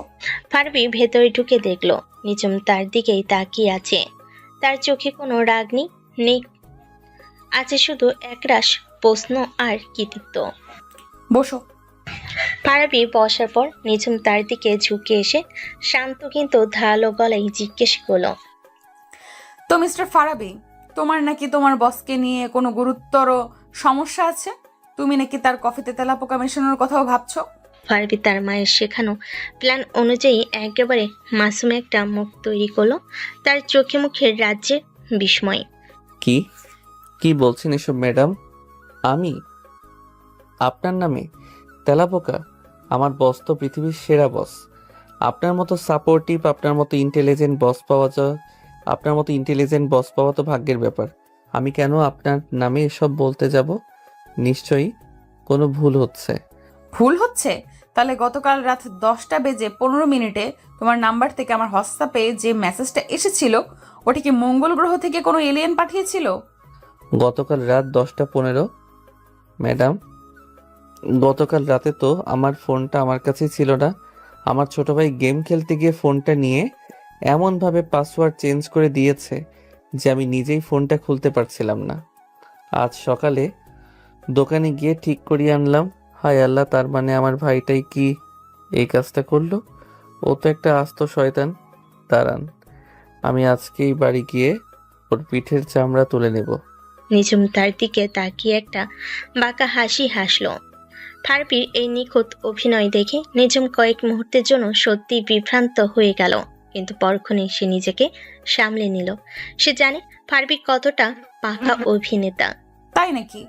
তোমার ভাইয়ের ওপর আমার মায়া হচ্ছে। বেচারা না জেনে এত বড় একটা দোষের ভাগীদার হয়ে গেল। সে তার ডেস্কের ড্রয়ার থেকে একটা প্রিন্ট আউট বের করে ফারাবির সামনে রাখলো। তোমার ভাই হয়তো মেসেজটা ডিলিট করে দিয়েছে, কিন্তু সে হয়তো জানে না ডিলিট করার আগেও স্ক্রিনশট নিয়ে রাখা যায়। স্ক্রিনশটের কাগজটা দেখেই ফারাবির মুখের হাসি উধাও হয়ে গেল। তার সব নাটক, সব অভিনয় এক মুহূর্তে ধরা পড়ে গেছে। এখন কি বলবে ফারাবি? এখনো কি তোমার ফোন হ্যাক হয়েছিল, নাকি তোমার ছোট ভাই দোষী? ফারাবি চুপ করে রইল, তার আর কিছুই বলা নেই। দেখো ফারাবি, তুমি আমাকে ব্যক্তিগতভাবে যা খুশি তাই বলতে পারো, কিন্তু অফিসের প্ল্যাটফর্মে এই ধরনের ছেলে মানুষ আমি সহ্য করব না। আশা করি ভবিষ্যতে তুমি আরো বেশি সতর্ক থাকবে। জি ম্যাডাম। ফারাবি যখন উঠে দাঁড়ালো তখন নিঝুম তাকে আবার ডাকলো। ঠিক আছে, তুমি এখন যেতে পারো। ও, আর একটা কথা, জি ম্যাডাম। আমার কফিতে যদি কখনো সত্যি সত্যি তেলাপোকা পাই, তাহলে কিন্তু ওটা তোমাকেই খাওয়াবো, মনে থাকবে তো? নিঝুমের ঠোঁটের কোণে দুষ্টু হাসি। এই কথায় ফারাবি আর হাসি চেপে রাখতে পারল না, সেও হেসে ফেল। মনে থাকবে ম্যাডাম। কেবিন থেকে বেরিয়ে আসার সময় ফারাবির আর কোনো রাগ বা অপমান বোধ হচ্ছিল না, বরং তার খুব মজা লাগছিল। সে বুঝতে পারছিল নিজম তাকে শাস্তি দেয়নি, বরং তাদের পুরোনো দিনে খুনসুটির মতোই একটা খেলা খেলেছে। আর এই খেলাটা খেলতে তারও খুব ভালো লাগছে। এভাবে কেটে গেছে আরও প্রায় 1 মাস। ফারাবি আর নিজমের মধ্যকার এই ঠান্ডা লড়াইটা এখন অফিসে সবে কম বেশি জেনে গেছে। তাদের মিটিংয়ের উত্তপ্ত বাক্য বিনিময়, পেন্টির মজার মন্তব্য আর একে অপরকে টেক্কা দেওয়ার প্রতিযোগিতা সবে এখন সহকর্মীদের কাছে এক উপভোগ্য নাটকের মতো। কিন্তু এই পেশাগত দ্বন্দ্বের আড়ালে যে তাদের মধ্যে এক ধরনের বোঝাপড়া তৈরি হচ্ছে তা হয়তো তার নিজেরাও জানে না। ফারিবি এখন ইচ্ছে করে নিঝুমকে রাগানোর জন্য নানা রকম ছেলেমানুষি করে, আর নিঝুমের বসের গাম্ভীর্যের আড়ালে সেই রাগটা উপভোগ করে। সেদিন ছিল সোমবার, সপ্তাহের সবচেয়ে বিরক্তিকর দিন। সকাল থেকেই ফারাবির মেজাজটা খারাপ ছিল। আগের রাতে বন্ধুদের সাথে আড্ডা দিতে গিয়ে বাড়ি ফিরতে অনেক রাত হয়ে গিয়েছিল, তাই ঘুমটা ঠিক মতো হয়নি। অফিস শেষে সে তার চেয়ারে বসে একটা বুদ্ধি আঁটল। আজ সে কোনো রকম কাজ করবে না, আজ সে অসুস্থতার নাটক করে নিঝুমকে বিরক্ত করবে। উফ মা গো, মরে গেলাম রে। ফারাবির আশঙ্কিক আর্তনাতে পাশে কিউবিকলের রিয়াদ চমকে তাকালো। সে দেখলো ফারাবি দুহাত মাথায় চেপে ধরে ডেস্কে প্রায় শুয়ে পড়েছে। কিরে ফারাবি, কি হয়েছে তোর? হঠাৎ করে কি হলো? শরীর খারাপ লাগছে? খুব খারাপ লাগছে দোস্ত, মাথাটা যেন ফেটে যাচ্ছে। মনে হচ্ছে মাথার ভেতরে কেউ হাতুড়ি দিয়ে পেটাচ্ছে। সারা শরীরে কাঁপুনি দিয়ে জ্বর আসছে। আমার মনে হয় আমি আর বাঁচবো না রে। এই চুপ কর, কি সব আজে বাজে কথা বলছিস? দাঁড়া, আমি সাদিয়া আপুকে ডাকছি। কিছুক্ষণের মধ্যেই ফারাবির ডেস্কের চারপাশে ছোটখাটো একটা জটলা তৈরি হয়ে গেল। সাদিয়া এসে জিজ্ঞেস করলো, জানি না আপু, হঠাৎ করে বলছে মাথা ঘুরছে, জ্বর আসছে। ফারাবি তার অভিনয়ের মাত্রা আরো বাড়িয়ে দিল। আমার মনে হয় আমার ডেঙ্গু হয়েছে কিংবা ম্যালেরিয়া, অথবা দুটোই একসাথে। আমার শেষ ইচ্ছে আমার ডেস্কের ড্রয়ারে রাখা চিপসের প্যাকেটটা তোরা সবাই ভাগ করে খাস। টিমের সবাই যখন তাকে নিয়ে প্রচন্ড চিন্তিত, তখন ফারাবি এক চোখ সামান্য খুলে কাছের দেওয়ালের ওপাশে নিঝুমের কেবিনের দিকে তাকালো। নিঝুম তার নিজের কাজে এতটাই মগ্ন যেন বাইরে পৃথিবীতে পারমাণবিক বোমা ফাটলো সে তার কিছু যায় আসে না। ফারাবি মনে মনে বলল, কি পাষাণ রে বাবা। সাদিয়া শেষ পর্যন্ত নিঝুমের কেবিনে গেল। নিঝুম ফাইল থেকে মুখ না তুলেই ইন্টারকমে ফারাবির এক্সটেনশনে কল করলো। ফারাবি কাঁপা কাঁপা হাতে ফোন তুলল। হ্যাঁ হ্যালো ম্যাডাম। অফিসে বসে সিনক্রেট না করে হাফ ডে ছুটি নিয়ে বাড়ি চলে যাও ফারাবি। তোমার জন্য বাকিদের কাজের পরিবেশ নষ্ট হচ্ছে। টিং করে ফোনটা কেটে দিল নিঝুম। ফারাবি রাগে প্রায় জ্বলে উঠল। পরিবেশ নষ্ট করছি আমি? ঠিক আছে ম্যাডাম, আমিও আজ বাড়ি যাব না, এখানেই মরে পড়ে থাকবো, তবু আপনার জয় হতে দেব না। বিকেল 5টা, অফিস ছুটি। সবাই এক একে ফারাবিকে টেক কেয়ার বলে বেরিয়ে গেল। রিয়াদ বলল, দোস্ত চল, তোকে বাড়ি নামিয়ে দিই। না তোরা যা, আমি আর একটু রেস্ট নিয়ে তারপর যাব। রাত প্রায় 7টা। পুরো ফ্লোর একেবারে খালি। ফারাবি তার ডেস্কে মৃতপ্রায় অবস্থায় পড়ে আছে। সে যখন ভাবছে তার আজকের সব নাটকই বৃথা গেল, ঠিক তখনই সে কেবিনে দরজা খোলার শব্দ পেল। সে চোখ বন্ধ করে মরার মতো পড়ে রইল। সে শুনতে পেল হাই হিলের খটখট শব্দ ধীরে ধীরে তার ডেস্কের দিকে এগিয়ে আসছে। শব্দটা তার ডেস্কের সামনে এসে থামলো। নাটকটা তো ভালোই ছিল ফারাবি। পুরো টিমকে বোকা বানাতে পারলেও আমাকে বোকা বানাতে অতটাও সহজ নয়। তোমার এই জ্বর আসার নাটকটা আমি 5 বছর আগেও একবার দেখেছি। মনে আছে ভার্সিটির সেই পিকনিকের দিন, যখন তুমি চাঁদা দেওয়ার ভয়ে পেট ব্যথার অভিনয় করেছিলে? ফারাবি চুপ করে রইল। তার বুকের ভেতরটা ধুকপুক করছে। সে তার ডেস্কের উপর একটা ওষুধের পাতা আর একটা কাগজ রাখার শব্দ পেল। তবে তোমার এই ফাজলামি দেখে একটা জিনিস ভালো লাগলো, তুমি এখনো আগের মতোই আছো, একটুও বদলাওনি। এরপর আর কোনো শব্দ নেই। কিছুক্ষণ পর লিফটের দরজা খোলার শব্দ পাওয়া গেল। ফারাবি ধর্মর করে উঠে বসলো। ডেস্কের উপর এক পাতা প্যারাসিটামল আর একটা ভাঁজ করা চিরকুট। সে দ্রুত চিরকুটটা খুলল। নাটকটা ভালোই ছিল, তবে সত্যি যদি কখনো অসুস্থ হও তাহলে এই ওষুধটা খেও। আর হ্যাঁ, খালি পেটে খেও না, তাহলে অ্যাসিডিটি হতে পারে। চিরকুটটা পরে ফারাবির ঠোঁটের কোণে নিজের অজান্তেই এক চিলতে হাসি ফুটে উঠল। তার সারাদিনের সব রাগ, সব ক্লান্তি যেন এক মুহূর্তে উধাও হয়ে গেল। সে বিড়বিড় করে বলল, পাগলি একটা। আর পরম যত্নে চিরকুটটা তার ওয়ালেটে ঢুকিয়ে রাখলো। সে জানতো তাদের এই অদ্ভুত যুদ্ধটা সব জমে উঠতে শুরু করেছে। ফারাবির অসুস্থতার নাটকের ঠিক 2 দিন পর অফিসের পরিবেশটা বেশ থমথমে, কারণ শহরে তখন মুষলধারে বৃষ্টি হচ্ছে, সাথে থেকে থেকে বাজ পড়ছে। এমন দুর্যোগের দিনে বেশিরভাগ কর্মী আগে ভাগে বাড়ি চলে গেছে, কিন্তু একটা জরুরি প্রজেক্টের ডেডলাইন থাকায় ফারাবি আর নিজুমকে রাত পর্যন্ত অফিসে থাকতে হয়েছে। রাত প্রায় 9টা। কাজ শেষ করে নিজুম তার কেবিন থেকে বেরিয়ে এলো। কাজ শেষ, চলো আজ আর দেরি না করাই ভালো। রাস্তাঘাটের অবস্থা খুব খারাপ। হ্যাঁ ম্যাডাম, আমারও শেষ। আপনার পারমিশন পেলে কি আমি আমার এই নশ্বর দেহটাকে বাড়ি নিয়ে যেতে পারি? রাস্তাঘাটের অবস্থা খুব খারাপ। অতিরিক্ত কথা বলাটা কি তোমার জন্মগত অভ্যাস? নিজুম বিরক্ত হওয়ার ভান করলো। তার ঠোঁটের কোণে ছিল হালকা হাসির আভাস। তারা দুজনই একসাথে লিফটের জন্য অপেক্ষা করতে লাগলো। পুরো ফ্লোর অন্ধকার, শুধু শুধু করিডোরে ডিম লাইটগুলো জ্বলছে। বাইরে বিদ্যুতের ঝলকানিতে বিশাল কাচের জানালাগুলো থেকে থেকে আলোকিত হয়ে উঠছে। লিফট আসতেই তারা ভেতরে ঢুকলো। ফারাবি জি বাটনে প্রেস করলো। লিফটের দরজাটা বন্ধ হয়ে গেল। লিফটের দরজাটা বন্ধ হয়ে সবে নিচের দিকে নামতে শুরু করেছে। ঠিক তখনই একটা প্রচণ্ড বাজ পড়ার শব্দ হলো। সাথে সাথে পুরো বিল্ডিংয়ের ইলেকট্রিসিটি চলে গেল। লিফটের ভিতরে আলোটা নিভে গিয়ে ইমার্জেন্সি লাইটটা জ্বলে উঠল এবং একটা ঝাঁকুনি দিয়ে লিফটটা মাঝপথে থেমে গেল। What the? ফারাবি দেওয়ালে পিঠ দিয়ে দাঁড়িয়ে নিজেকে সামলে নিল। লিফটের ভেতরটা তখন ইমার্জেন্সি লাইটের আবছা হলদে আলোয় ভৌতিক দেখাচ্ছে। বাইরে বৃষ্টির ঝমঝমে শব্দ ছাড়া আর কোনো আওয়াজই নেই। নিজমের কণ্ঠে প্রথমবারের মতো হালকা আতঙ্কের ছাপ। কি হলো? লিফটটা থেমে গেল কেন? মনে হচ্ছে পাওয়ার ফেল করেছে ম্যাডাম। ফারাবি পকেট থেকে ফোন বের করে টর্চ লাইটটা জ্বালালো। আর আমাদের ভাগ্যটা এতটাই ভালো যে আমরা ঠিক 2টো ফ্লোরের মাঝখানে আটকে গেছি।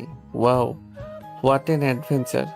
এটা কোনো অ্যাডভেঞ্চারের সময় নয় ফারাবি, ইমার্জেন্সি বাটনে প্রেস করো। ফারাবি কয়েকবার ইমার্জেন্সি বাটন আর ইন্টারকমে চাপলো, কিন্তু কোনো সাড়া নেই। কোনো লাভ নেই, জেনারেটর হয়তো এখনো চালু হয়নি। আমাদের অপেক্ষা করা ছাড়া আর কোনো উপায় নেই। এই বলে সে হেলান দিয়ে দাঁড়ালো। নিজুমকে দেখে তার বেশ মজাই লাগছিল। সে যে বসটা সারাদিন তাকে শাসন করে, সে এখন একটা ছোট্ট লিফটের মধ্যে আটকে গিয়ে ভয় পাচ্ছে। কি হলো ম্যাডাম, আপনার কি ভয় লাগছে? আপনার মতো সাহসী ভিলেনদের তো অন্ধকারকেই ভয় দেখানোর কথা। আমার অন্ধকারে ভয় লাগে না, আমার বদ্ধ জায়গায় অস্বস্তি হয়। It's called claustrophobia. ও তাই নাকি?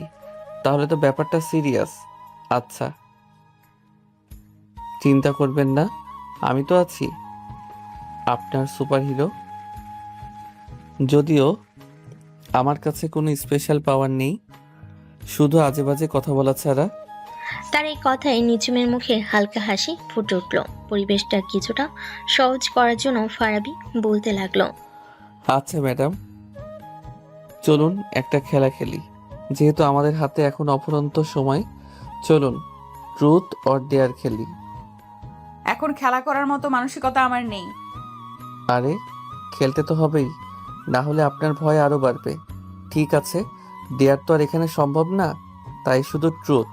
আমি আপনাকে একটা প্রশ্ন করব, আপনি সত্যি উত্তর দেবেন, তারপর আপনি আমাকে। নিজুম কোনো উত্তর দেওয়ার আগে ফারাবি তার প্রথম প্রশ্নটা করে বসলো।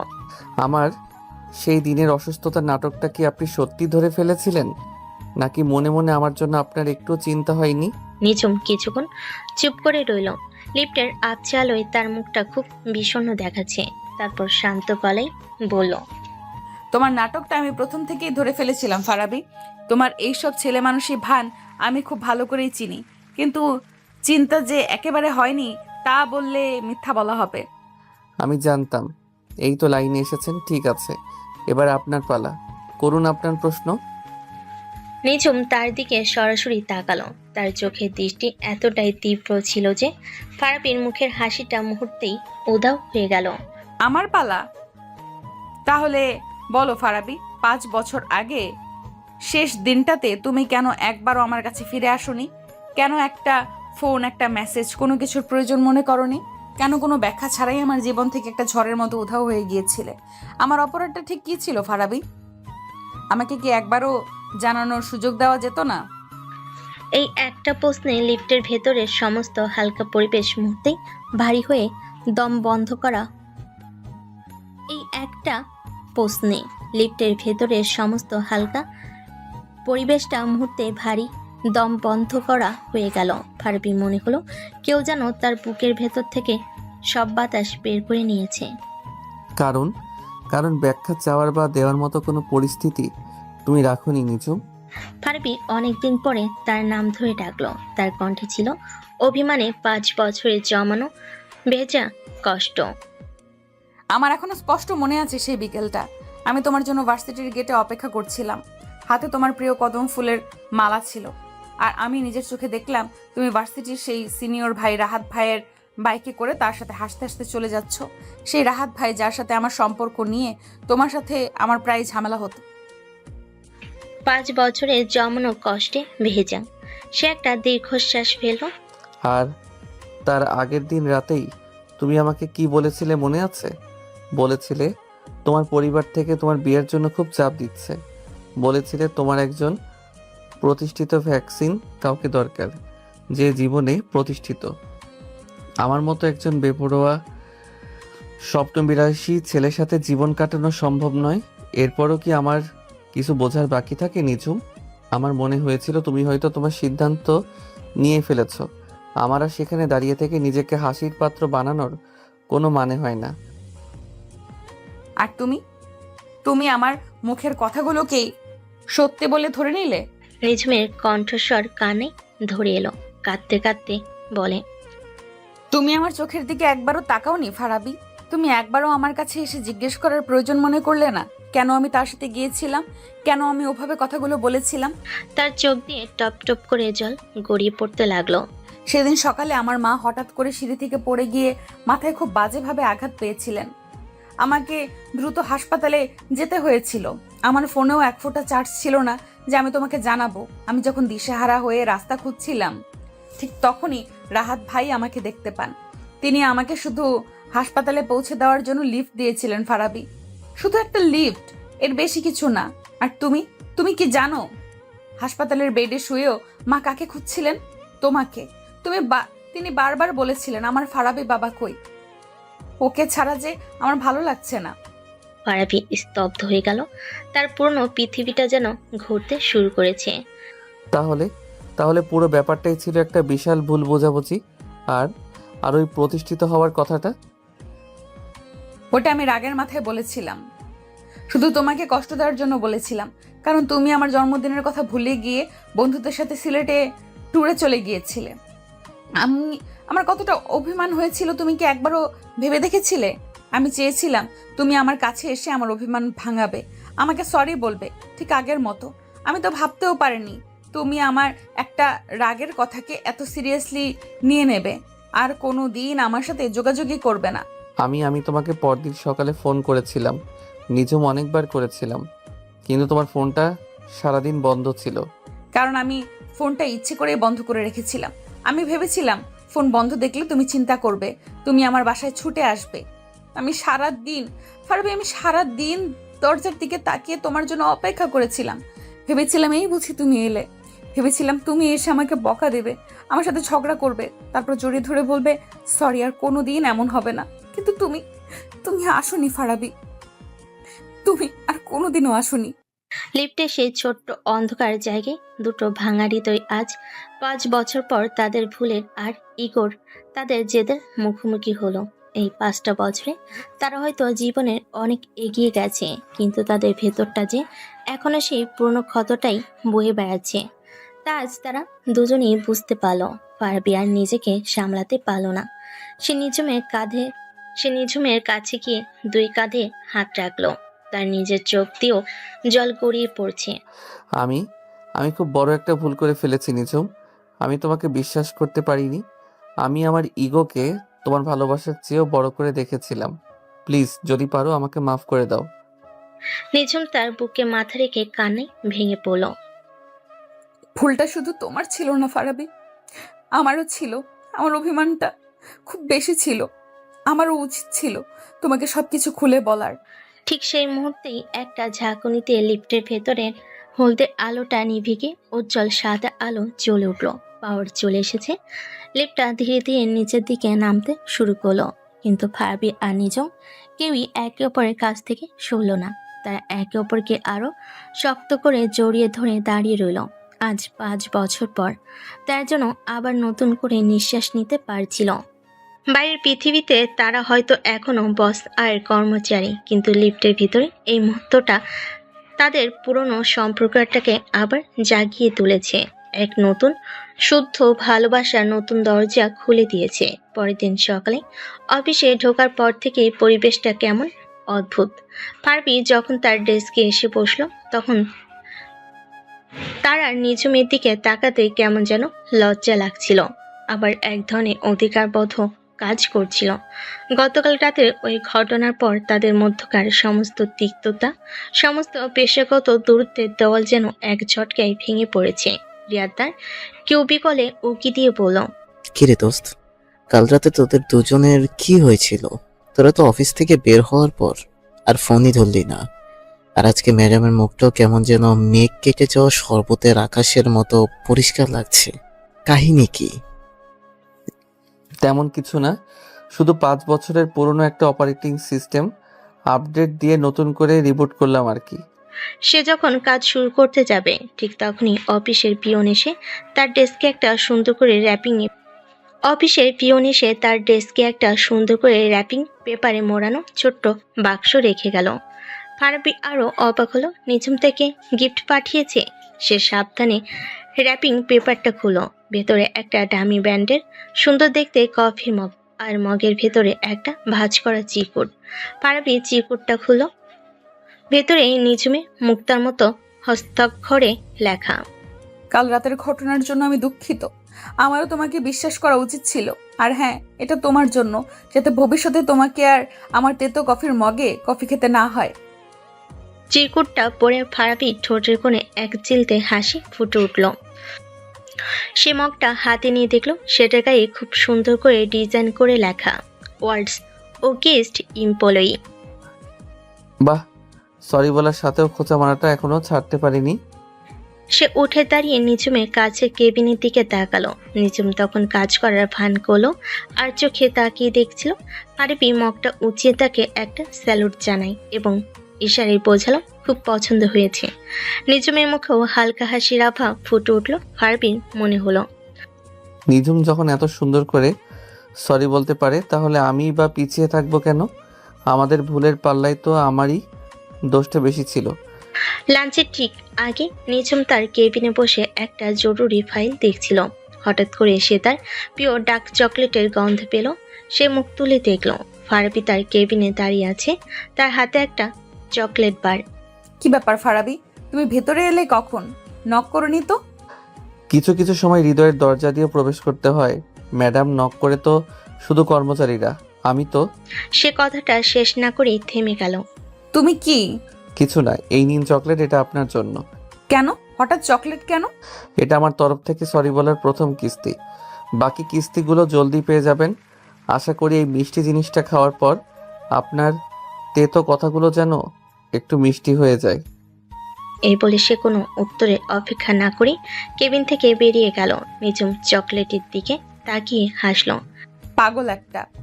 এরপর থেকে তাদের মধ্যে শুরু হয়ে গেল এক অদ্ভুত মিষ্টি প্রতিযোগিতা। কে কাকে কত অভিনব উপায়ে সরি বলতে পারে।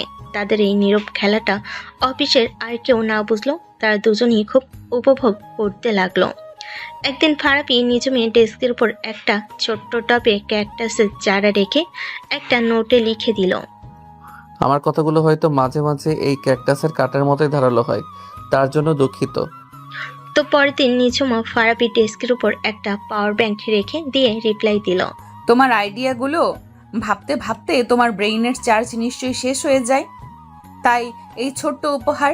আর হ্যাঁ, আমার রাগটাও অনেকটা এই পাওয়ার ব্যাংকের মতোই, হুট করে গরম হয়ে গেলেও দিন শেষে তোমার জন্যই চার্জড থাকি।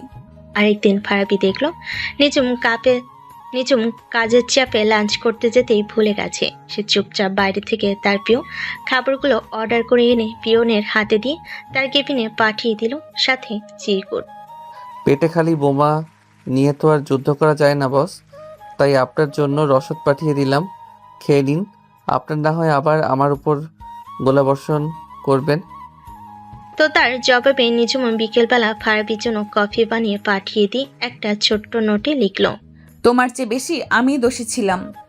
তোমাকে এতগুলো বছর কষ্ট দেওয়ার জন্য এই একটা কাপ কফি হয়তো যথেষ্ট নয়, কিন্তু শুরুটা তো করা যেতেই পারে, তাই না? তাদের এই খুনসুটি, এই নীরব সরি বলার প্রতিযোগিতা ধীরে ধীরে তাদের 5 বছরের দূরত্বটাকে মুছে দিয়েছিল। তারা আবার নতুন করে একে অপরকে আবিষ্কার করছিল, নতুন করে একে অপরের প্রেমে পড়ছিল। অফিসের সহকর্মীরা তাদের এই অদ্ভুত পরিবর্তন দেখে অবাক হচ্ছিল।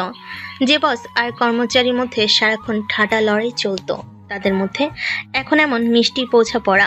রিয়াদ একদিন ফারাবিকে জিজ্ঞেস করেই বসলো, দোস্ত, কাহিনীটা কি বলতো? ম্যাডামের সাথে তোর কি সোলা হয়ে গেছে নাকি? আজকাল তো দেখি তোদের মধ্যে শুধু উপহার চলাচলই হয়। ফারাবি তার নতুন কফি মগে চুমুক দিতে দিতে একটা রহস্যময় হাসি হেসে বলল, খেয়ে নিন, তারপর না হয় আবার আমার উপর গোলাবর্ষণ করবেন। আর এটা সংশোধন নয় বন্ধু, এটা হলো যুদ্ধের নতুন স্ট্র্যাটেজি। একে বলে ভালোবাসার স্নায়ুযুদ্ধ। এভাবেই খুনসুটির মাধ্যমে আরো কেটে গেল 2 সপ্তাহ। আজ তারা কোম্পানি থেকে যাচ্ছে কক্সবাজার ট্যুরে।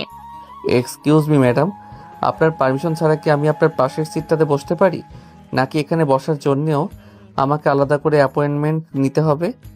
কক্সবাজারগামী এসি বাসের ভেতরটা অফিসের সহকর্মীদের হই হুল্লোড়ে মুখরিত। সবাই নিজেদের মতো করে সিট দখল করে আড্ডায় মেতেছে। নিজুম জানালার পাশে একটা সিটে বসে হেডফোনে গান শুনছিল, বাইরের জগতের সাথে যোগাযোগ প্রায় বিচ্ছিন্ন করে। ঠিক তখনই ফারাবির কণ্ঠস্বর এসে বাস্তবে ফিরল। সে হেডফোনটা খুলে ফারাবির দিকে তাকিয়ে ভুরু কুঁচকে বলল, পুরো বাস খালি পড়ে আছে, তুমি বসার জন্য আর কোনো জায়গা খুঁজে পেলে না? ফারাবি তার পাশের সিটে বসে পড়ল। পেয়েছি তো, কিন্তু আমার মন বলল সবচেয়ে নিরাপদ জায়গাটা হলো আমার বসের পাশে। কারণ বাস যদি হাইজ্যাকও হয়ে যায়, আমি জানি আপনি আপনার রাগী চোখের দৃষ্টি দিয়ে ডাকাতদের ভস্ম করে দেবেন। অতিরিক্ত কথা বলা শেষ হলে একটু চুপ করবে? আমি গান শুনবো। কি গান শুনছেন শুনি? ফারাবি তার কানের কাছ থেকে একটা এয়ারপড খুলে নিজের কানে লাগিয়ে দিল। হোয়াট? আপনি এখনো রবীন্দ্রসঙ্গীত শোনেন? আমারও পরানো যাহা চাই। সিরিয়াসলি ম্যাডাম, আপনার ব্যক্তিত্বের সাথে তো হেভি মেটাল বা রক টাইপের গান যাওয়া উচিত ছিল, যেখানে থাকবে শুধু চিৎকার আর হাহাকার। নিজুম রেগে গিয়ে এয়ারপডটা কেড়ে নিল। তোমার সমস্যাটা কি বলো তো? আমার যা ইচ্ছে আমি তাই শুনবো, তাতে তোমার কি? আমার তো অনেক কিছু, কারণ এই গানটা শুনলেই আমার সেই দিনগুলোর কথা মনে পড়ে যায়। মনে আছে ভার্সিটির 21শে ফেব্রুয়ারি অনুষ্ঠানে আপনি এই গানটা গেয়েছিলেন? সেদিনই তো আমি প্রথম আপনার প্রেমে পড়েছিলাম, যদিও তখনও জানতাম না আপনার সুন্দর গলার পেছনে একটা আগ্নেয়গিরি লুকিয়ে আছে। ফারাবি এই সরাসরি কথায় নিজুমের মুখটা লাল হয়ে গেল। সে কোনো উত্তর না দিয়ে চুপচাপ জানালার বাইরে তাকিয়ে রইল। কক্সবাজারে পৌঁছানোর পর থেকে ফারাবি আর নিজুম যেন আঠার মতো একে অপরের সাথে লেগে রইল। টিম মিটিং, গ্রুপ অ্যাক্টিভিটি, সব জায়গায় তারা একসাথে। তাদের এই পরিবর্তনটা অফিসের আর কারো চোখ এড়ালো না। রিয়াদ ফারাবিকে একপাশে ডেকে নিয়ে জিজ্ঞেস করল, দোস্ত, কাহিনীটা কি বলতো? তোরা কি সত্যি সত্যি প্রেম করছিস? ম্যাডাম তোকে ছাড়া এক মুহূর্তও চলছে না, আর তুইও তার লেজ ধরে ঘুরছিস। আরে এটা প্রেম নয় দোস্ত, এটা হলো বস ম্যানেজমেন্ট স্ট্র্যাটেজি। বসকে সবসময় চোখে চোখে রাখতে হয়, কখন তার মেজাজ বিগড়ে যায় আর আমার চাকরিটা টুপ করে খসে পড়ে, তার কোনো গ্যারান্টি আছে? বিকেলে যখন সবাই বিচে নেমে হুল্লোড় করছে, তখন ফারাবি আর নিজুম ভিড় থেকে কিছুটা দূরে বালির উপর দিয়ে পাশাপাশি হাঁটছিল। পরন্ত বিকেলের নরম আলোয় সমুদ্রের ঢেউগুলো সোনালি রং ধারণ করেছে। নিজুম তার উড়ন্ত চুলগুলো সামলাতে সামলাতে আনমনে শান্ত গলায় বলল, সমুদ্রটা সুন্দর, তাই না? খুব সুন্দর। তবে আমার মনে হয় কিছু জিনিস সমুদ্রের চেয়েও বেশি গভীর আর বেশি রহস্যময়। যেমন? ফারাবি তার দিকে ফিরে একটা দুষ্টু হাসি দিয়ে বলল, যেমন আপনার মন ম্যাডাম, যার গভীরে কি লুকিয়ে আছে তা হয়তো টাইটানিকের ধ্বংসাবশেষ খুঁজে বের করে ডুবুরিরাও খুঁজে পাবে না। আপনার মনে এখনো আমার জন্য কোনো জায়গা আছে, নাকি সেটা অফিসের ফাইলের নিচে চাপা পড়ে গেছে? আবারও ফাজলামি শুরু করলে? নিঝুম তার দিকে এমনভাবে তাকালো যেন এখনই বকা দেবে, কিন্তু পরক্ষণই তার গলার স্বর নরম হয়ে এলো। আর হ্যাঁ, এখানেও আপনি ম্যাডাম বলার কোনো দরকার আছে? আশেপাশে আর অফিসের কেউ নেই যে। আরে অভ্যাস হয়ে গেছে তো। সকালে ঘুম থেকে উঠে আজকাল মায়ের বদলে আপনাকে গুড মর্নিং ম্যাডাম বলে ফেলি প্রায়। আমার তো ভয় হচ্ছে বিয়ের পর নিজের বউকেও আবার ম্যাডাম বলে ডেকে না ফেলি। অতিরিক্ত কথা বলবে না। নিঝুম হাসার চেষ্টা করে বলল, যদিও তার গাল দুটো লজ্জায় লাল হয়ে গেছে। এখানে আমরা বস বা কর্মচারী নই, এখানে আমরা শুধু আমরা। ফারাবি তার দিকে ঝুঁকে এসে জিজ্ঞেস করলো, আমরা? আমরা শব্দটার মানে কি? আমি সেটাই ধরে নিতে পারি যা আমি গত 5 বছর ধরে ভাবতে চেয়েও পারিনি। এখনো যদি বুঝতে না পারো তাহলে বুঝতে হবে তোমার মাথায় শুধু গোবরই ভরা। নিঝুম তাকে হালকা ধাক্কা দিয়ে সামনে এগিয়ে গেল। চলো হাঁটি। ফারাবি তার পেছন পেছন হাঁটতে হাঁটতে বলল, আচ্ছা নিঝুম, একটা প্রতিযোগিতা হয়ে যাক। ওই যে দূরে ওই ঝিনুকের স্তূপটা দেখছো, চলো দেখি কে কার আগে ওখানে পৌঁছাতে পারে। যে হারবে সে আজকে ডিনারের বিল দিবে। আমি তোমার মতো বাচ্চাদের মতো দৌড় প্রতিযোগিতা করি না। তাহলে তো তুমি হেরেই গেলে। ঠিক আছে, ডিনারের বিলটা আমি দিয়ে দিব। বসকে তো আর পকেট খালি করে রাস্তায় নামানো যায় না, তাই না? চলো। তারা কথা বলতে বলতে খুনসুটি করতে করতে টুরিস্টের ভিড় থেকে কখন যে অনেক দূরে ইনানির দিকে চলে এসেছে তা তারা নিজেরাও খেয়াল করেনি। যখন তাদের হুঁশ ফিরল তখন সূর্য প্রায় ডুবে গেছে, চারিদিকে অন্ধকার নামতে শুরু করেছে, আর আশপাশে জনপ্রাণীর কোনো চিহ্ন নেই। সর্বনাশ, আমরা তো রাস্তা হারিয়ে ফেলেছি ফারাবি। এখন আমরা হোটেলে ফিরবো কিভাবে? টেনশন নিও না আমার বস। ফারাবি তার ফোনটা বের করে টর্চ লাইট জ্বালায়। তোমার এই কর্মচারী থাকতে তোমার কোনো চিন্তা নেই। আমি তো আছি, তোমার পার্সোনাল জিপিএস। যদিও আমার নিজেরই ঠিকানার কোনো ঠিকানা নেই। কিন্তু কিছুক্ষণ হাঁটার পর যখন তারা কোনো রাস্তা খুঁজে পেল না তখন ফারাবিও কিছুটা চিন্তিত হয়ে পড়ল। ফোনে নেটওয়ার্কও কাজ করছে না। আমার মনে হয় আমরা সত্যিই হারিয়ে গেছি। তার দুজনেই ক্লান্ত হয়ে একটা বড় পাথরের উপর বসলো। চারিদিকে শুধু সমুদ্রের গর্জনার বাতাসের শোষ শব্দ। আকাশের হাজারো তারা যেন তাদের দিকে তাকিয়ে মিটিমিটি হাসছে। নিঝুম রেগে গিয়ে বলল, সব তোমার জন্য হয়েছে। তোমার এই ফালতু প্রতিযোগিতার জন্যই আজ আমাদের এই অবস্থা। বাহ, দোষটা আমার হয়ে গেল। আমি যখন তোমাকে ফিরতে বলছিলাম তখন তো তুমিই বলছিলে আরেকটু হাঁটি, বাতাসটা খুব ভালো লাগছে। এখন কি হলো? আমি ওভাবে বলিনি। ঠিক এভাবেই বলেছিলে। তাদের এই ছেলে মানুষই ঝগড়ার মাঝে নিঝুম হঠাৎ চুপ হয়ে গেল। সে সমুদ্রের দিকে তাকিয়ে শান্ত গলেই বলল, আমাদের শেষবার একসাথে সমুদ্র দেখাটা তোমার মনে আছে ফারাবি?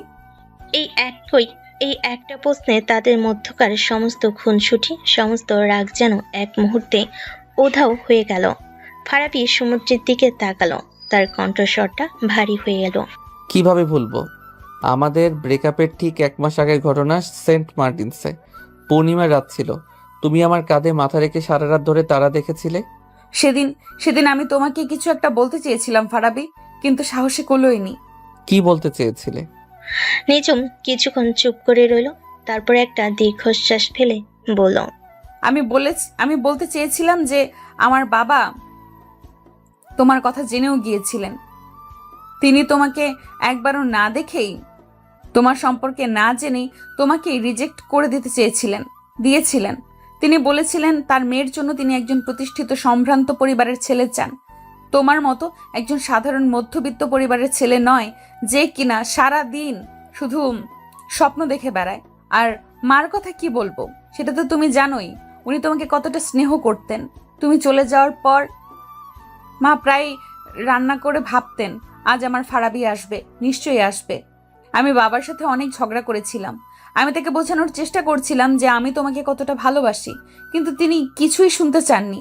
তিনি আমাকে তোমার সাথে সব সম্পর্ক শেষ করে দেওয়ার জন্য চাপ দিচ্ছিলেন। আমি আমি খুব একা হয়ে গিয়েছিলাম ফারাবি, খুব অসহায় লাগছিল। আমি বুঝতে পারছিলাম না আমি কি করব। একদিকে আমার বাবার সম্মান, আরেকদিকে আমার ভালোবাসা। আমি চেয়েছিলাম তুমি অন্তত একবার আমাকে এসে বলো যে চিন্তা করো না নিঝুম, আমি সব ঠিক করে দিব, আমি তোমার বাবার সাথে কথা বলবো। আমি শুধু তোমার কাছ থেকে একটু ভরসা চেয়েছিলাম ফারাবি। তার চোখ দিয়ে জল গড়িয়ে পড়ছিল। কিন্তু তুমি তুমি তখন বন্ধুদের নিয়ে ব্যস্ত ছিলে, আমার জন্মদিনটাও ভুলে গিয়েছিলে। আমার অভিমান হয়েছিল, খুব অভিমান। আমার মনে হয়েছিল আমার এই লড়াইতে আমি হয়তো একেবারেই একা। তাই তাই আমি রাগের মাথায় তোমাকে কষ্ট দেওয়ার জন্য সেই প্রতিষ্ঠিত হওয়ার কথা বলেছিলাম। আমি তো ভাবতেও পারিনি আমার একটা রাগের কথা আমাদের এতগুলো বছরকে শেষ করে দিবে। ফারাবি কোনো কথা বলতে পারছিল না। তার বুকের ভেতরটা জমে থাকা কষ্টে পাথর হয়ে গিয়েছিল। নিঝুম আবার কাঁদতে কাঁদতে বলল, আমি তোমাকে কখনো বলতে পারিনি ফারাবি, এই 5টা বছর আমি কিভাবে কাটিয়েছি। আমি পড়াশোনায় ডুবে গিয়েছিলাম, ক্যারিয়ারের পেছনে ছুটেছি, নিজেকে সবার চোখে সেরা প্রমাণ করার জন্য দিন রাত এক করে ফেলেছি। সবাই দেখেছে আমার সাফল্য, আমার উন্নতি, কিন্তু কেউ দেখেনি প্রতি রাতে আমি তোমার ছবি বুকে জড়িয়ে ধরে নিঃশব্দে কেঁদেছি। আমি ভেবেছিলাম আমি হয়তো তোমাকে ঘৃণা করি, কিন্তু সত্যিটা হলো আমি কোনোদিনও তোমাকে ভুলতেই পারিনি ফারাবি, এক মুহূর্তের জন্যও না। ফারাবি আর নিজেকে সামলাতে পারল না। সে নিঝুমের হাতটা ধরল। আমি আমি খুব স্বার্থপর ছিলাম নিঝুম। আমি শুধু আমার অপমান, আমার কষ্টটাকেই বড় করে দেখেছিলাম। আমি কোনোদিনও তোমার দিকটা বোঝার চেষ্টাই করিনি। আমি যদি সেদিন আরেকটু ধৈর্য ধরতাম, আরেকটু তোমাকে বিশ্বাস করতাম, তাহলে হয়তো আজ আমাদের গল্পটা অন্যরকম হতো। এখনো কি অন্যরকম হওয়ার সুযোগ আছে ফারাবি? নিঝুম তার ভেজা চোখে জিজ্ঞেস করলো। ফারাবি তার চোখের জল মুছে দিয়ে তার মুখটা দু হাতে তুলে ধরল। যতদিন আমার নিঃশ্বাস চলবে ততদিনই সুযোগ আছে নিঝুম। এই বলে সে আলতো করে নিঝুমের ঠোঁটে তার ঠোঁট রাখলো। সমুদ্রের গর্জন, রাতের নিস্তব্ধতা আর আকাশের হাজারো তারা সাক্ষী হয়ে রইল তাদের বহু প্রতীক্ষিত অশ্রুসিক্ত পূর্ণ মিলনের। আজ 5 বছর পর তারা শুধু হারিয়ে যাওয়ার রাস্তাটাই খুঁজে পায়নি, তারা তাদের হারিয়ে যাওয়া ভালোবাসাটিকেও নতুন করে খুঁজে পেল। পরের দিন সকালে হোটেলের লবিতে তুমুল হট্টগোল। টিমের সবাই প্রচণ্ড চিন্তিত মুখে পায়চারি করছে। ফারাবি আর নিঝুম কাল বিকেল থেকে নিখোঁজ, তাদের ফোনও যোগাযোগ করা যাচ্ছে না। সাদিয়া প্রায় কাঁদো কাঁদো হয়ে পড়ল। রিয়াজ যখন ট্যুর ম্যানেজারের সাথে কথা বলছিল, ঠিক তখনই হোটেলের গেট দিয়ে একটা স্থানীয় জেলেতে ব্যবহৃত পুরনো ভাঙাচোরা ভ্যান এসে থামলো। ভ্যানের পেছন থেকে নামলো ফারাবি আর নিঝুম। ফারাবি চুলগুলো কাকের বাসার মতো হয়ে আছে, শার্টের এক জায়গায় মাঝে আষ্টে লেগে আছে। আর নিঝুমের অবস্থা আরো করুণ, তার দামি পোশাকটা কুঁচকে গেছে, মুখের রাজ্যে ক্লান্তি, কিন্তু তার চোখে মুখে কোনো রাগ বা ভয় নেই, বরং কেমন একটা শান্ত প্রশান্তির ছাপ। সবাই দৌড়ে তাদের দিকে এগিয়ে গেল। রিয়াদ ফারাবিকে জড়িয়ে ধরে বলল, তোরা কই ছিলি সারা রাত? আমরা তো টেনশনে মরেই যাচ্ছিলাম। তোদের কি কিডন্যাপ করেছিল নাকি? কিডন্যাপার চেয়েও ভয়ঙ্কর কিছু হয়েছিল দোস্ত। কাল রাতে আমরা ভিন গ্রহের প্রাণীদের আক্রমণের শিকার হয়েছিলাম। ওরা আমাদের তাদের ইউএফএতে তুলে নিয়ে সারা রাত ধরে তাদের গ্রহের সবচেয়ে কঠিন প্রশ্নটা জিজ্ঞেস করছিল, মুরগি আগে এসেছে নাকি ডিম। তার এই কথায় সবাই অবাক হয়ে গেল। নিঝুম তার দিকে চোখ গরম করে বলল, ফাজলামো বন্ধ করবে? তারপর সে সবার দিকে ফিরে বলল, সরি তোমাদের সবাইকে চিন্তায় ফেলার জন্য। আমরা আসলে হাঁটতে হাঁটতে অনেকটা দূরে চলে গিয়েছিলাম এবং পথ হারিয়ে ফেলেছিলাম। সৌভাগ্যক্রমে আজ ভোরে কয়েকজন জেলের সাথে আমাদের দেখা হয়, ওনারাই আমাদের এই পর্যন্ত পৌঁছে দিয়েছেন। হ্যাঁ, আর আসার পথে আমরা এটাও আবিষ্কার করেছি যে শুটকি মাছ শুধু খাওয়ার জিনিস নয়, এর গন্ধ পারফিউম হিসেবেও ব্যবহার করা যায়। ম্যাডামের কাছ থেকে এই নতুন জ্ঞানটা লাভ করলাম। নিঝুম তাকে কোনো দিয়ে একটা গুতা মেরে বলল, চুপ করো। তাদের এই মিষ্টি খুনসিটি দেখে টিমের বাকি সদস্যরা একে অপরের দিকে তাকিয়ে হাসলো। তারা বুঝতে পারল এই হারিয়ে যাওয়ার ঘটনাটা তাদের দুজনকে শুধু ফিরিয়ে আনেনি, বরং অনেক বেশি কাছাকাছি নিয়ে এসেছে। ট্রুথ থেকে ঢাকায় ফেরার পর অফিসের পরিবেশটা পুরোপুরি বদলে গেল। ফারাবি আর নিঝুমের মধ্যে এখন আর কোনো ঠান্ডা লড়াই নেই, আছে শুধু মিষ্টি খুনসুটি আর একে অপরের প্রতি গভীর বোঝাপড়া। ফারাবি এখন আর নিঝুমকে রাগানোর জন্য ফাজলামি করে না, বরং তাকে হাসানোর জন্য। আর নিঝুমও তার বসের খোলসটা অনেকটাই সরিয়ে ফেলে ফারাবি ছেলে মানুষগুলো উপভোগ করে। কিন্তু তাদের এই সুখ বেশি দিন স্থায়ী হলো না। এজেন্সি এক্স এর কমপ্লেনটা মার্কেটে আসার পর থেকে ব্যাপক সাফল্য পায়। কোম্পানির ইতিহাসে এটা ছিল অন্যতম সেরা ক্যাম্পেইন। সাফল্যের পুরো কৃতিত্বটাই ছিল ফারাবি, কিন্তু কোম্পানি ম্যানেজমেন্ট, বিশেষ করে সিওর সম্বন্ধী মার্কেটিং হেড মিস্টার জামান এই সাফল্যটা ঠিক মেনে নিতে পারছিলেন না। তিনি প্রথম থেকেই ফারাবিকে পছন্দ করতেন না। একদিন কোম্পানির মান্থলি পারফরমেন্স রিভিউ মিটিংয়ে সিও মিস্টার করিম ক্যাম্পেইনটার সাফল্যের জন্য পুরো টিমকে অভিনন্দন জানালেন। এ কথা শোনার সাথে সাথে ফারাবির মুখটা ফ্যাকাশে হয়ে গেল। পুরো ক্যাম্পেইনটার আইডিয়া থেকে শুরু করে এক্সিকিউশন পর্যন্ত সবকিছু তো সে একা করেছে, আর আজ তার নামটাই নেওয়া হলো না। মিস্টার জামান, যিনি এই প্রজেক্টের কোনো খবরই রাখেনি, তিনি সব ক্রেডিট নিয়ে নিলেন। ফারাবি অপমানিত বিধ্বস্ত বোধ করছিল। সে একবার নিঝুমের দিকে তাকালো। নিঝুমের মুখও রাগে লাল হয়ে গেছে। মিটিং শেষে ফারাবি যখন হতাশ হয়ে নিজের ডেস্কে বসে আছে, তখন নিঝুম তার কেবিনে তাকে ডেকে পাঠালো। আমি খুব দুঃখিত ফারাবি, আমি ভাবতেও পারিনি জামান সাহেব এতটা নিচে নামতে পারেন। তুমি চিন্তা করো না, আমি বাদ দাও নিঝুম, এটাই হয়তো নিয়ম। আমাদের মতো সাধারণ কর্মচারীদের কাজ হলো শুধু পরিশ্রম করে যাওয়া, আর ক্রেডিটগুলো বড় স্যারদের পকেটে যায়। নতুন কিছু নয়, আমি হাল ছেড়ে দিয়েছি। কে বলেছে তোমাকে হাল ছাড়তে? নিঝুমের কণ্ঠস্বর হঠাৎ করে কঠিন হয়ে গেল। তুমি হাল ছাড়তে পারো, কিন্তু আমি ছাড়বো না। এটা শুধু তোমার লড়াই নয়, এটা এখন আমারও লড়াই। তুমি শুধু চুপ করে বসে দেখো আমি কি করি। পরদিন সকালে নিঝুম সরাসরি সিও মিস্টার করিমের রুমে ঢুকলো। মিস্টার করিম, আমি আপনার সাথে এনার্জি এক্স ক্যাম্পেইনটা নিয়ে কিছু কথা বলতে এসেছি। এক্সকিউজ মি স্যার, আমি হয়তো আপনার কথার সাথে একমত হতে পারলাম না। এই ক্যাম্পেইনের আইডিয়া, কনসেপ্ট, ট্যাগলাইন, এমনকি এর এক্সিকিউশনের প্রতিটি ধাপের পেছনে মূল মস্তিষ্কটা মিস্টার জামানের নয়, বরং আমার টিমের একজন কপিরাইটার ফারাবি আহমেদের। আমি সত্যিটা বলতে চাইছি স্যার। মিস্টার করিমের মুখের হাসিটা মিলিয়ে গেল। নিঝুম তার সামনে কিছু কাগজপত্র রাখলো। এটা হলো ক্যাম্পেইনের প্রথম ড্রাফট, যেটা ফারাবি তৈরি করেছিল। আর এটা হলো আমাদের দুজনের মধ্যকার ইমেল চালাচালি, যেখানে প্রতিটা ধাপ নিয়ে আলোচনা করা হয়েছে। আপনি যদি একটু কষ্ট করে দেখেন তাহলে বুঝতে পারবেন এই প্রজেক্টে মিস্টার জামানের অবদান শূন্য। মিস্টার করিম ফাইলগুলো দেখতে লাগলেন। তার কপালে চিন্তার ভাঁজ। আমি বুঝতে পারছি স্যার, কিন্তু আপনি এই কোম্পানির সিইও। আপনার কাছে আত্মীয়তার চেয়েও কোম্পানির স্বার্থ এবং একজন যোগ্য কর্মীর সম্মান অনেক বেশি গুরুত্বপূর্ণ হওয়া উচিত। আপনি যদি আজ ফারাবির মতো একজন ট্যালেন্টেড কর্মীকে তার প্রাপ্য সম্মান না দেন, তাহলে ভবিষ্যতে হয়তো অন্য কোনো ট্যালেন্টেড কর্মী এই কোম্পানিতে কাজ করার আগ্রহই হারিয়ে ফেলবে। সে উঠে দাঁড়িয়ে শেষ কথাটা বলল। আমি আমার টিমের সবচেয়ে মেধাবী সদস্যদের সাথে কোনো রকম অবিচার হতে দেব না। যদি এর জন্য আমাকে আমার চাকরিটাও ছাড়তে হয়, আমি রাজি। এখন সিদ্ধান্ত আপনার।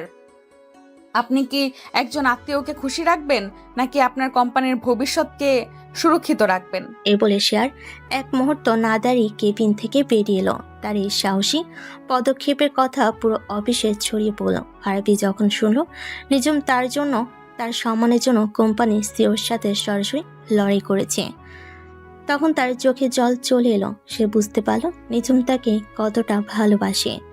এই ভালোবাসা শুধু কথায় নয়, কাজও প্রমাণ করে দেওয়ার মতো ভালোবাসা।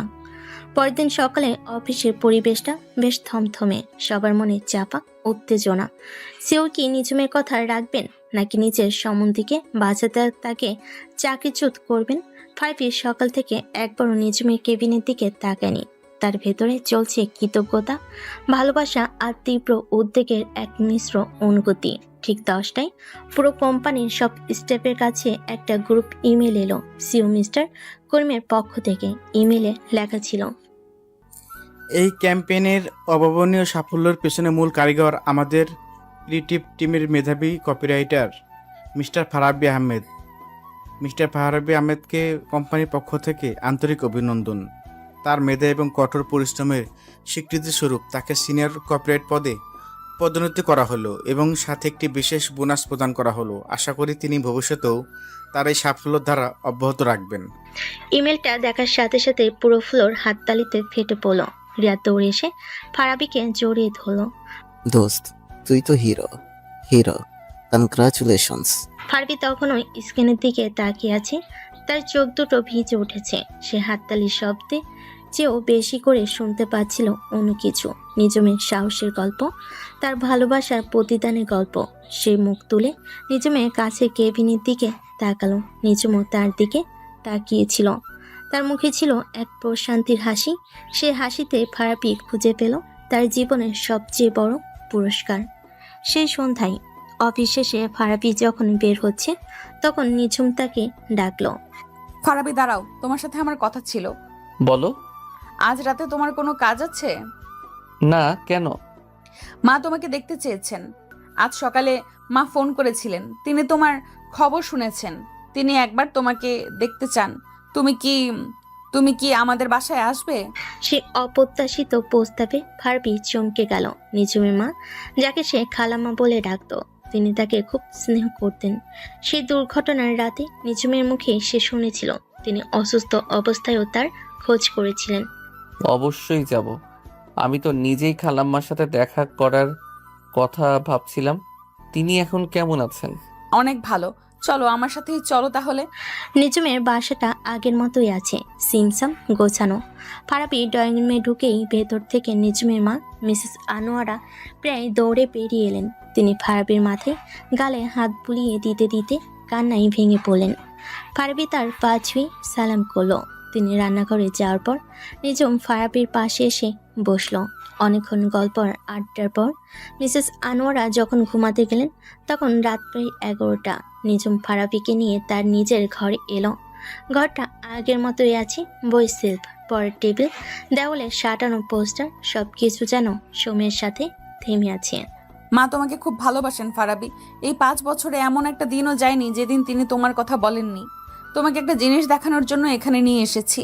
নিঝুম তার পরের টেবিলের ড্রয়ারটা খুলল। সে ভেতর থেকে একটা পুরনো হলদে হয়ে যাওয়া ভাঁজ করা চিঠি বের করে ফারাবির হাতে দিল। এটা কি? একটা চিঠি যেটা আমি আজ থেকে 5 বছর 6 মাস 11 দিন আগে তোমার জন্য লিখেছিলাম, আমাদের ব্রেকআপের ঠিক পরদিন সকালে।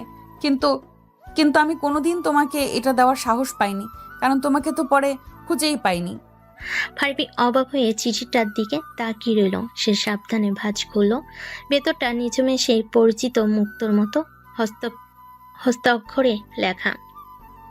প্রিয় ফারাবি, প্রিয় লিখলাম কারণ তুমি ছাড়া আর কাউকে এই শব্দটা বলার অধিকার আমি কোনোদিন দিতে পারবো না। জানি না এই চিঠিটা কোনোদিন তোমার হাতে পৌঁছাবে কিনা। হয়তো পৌঁছাবে না, হয়তো এটা আমার ড্রয়ারের কোনায় পড়েই থাকবে, আমার না বলা কথাগুলোর মতো।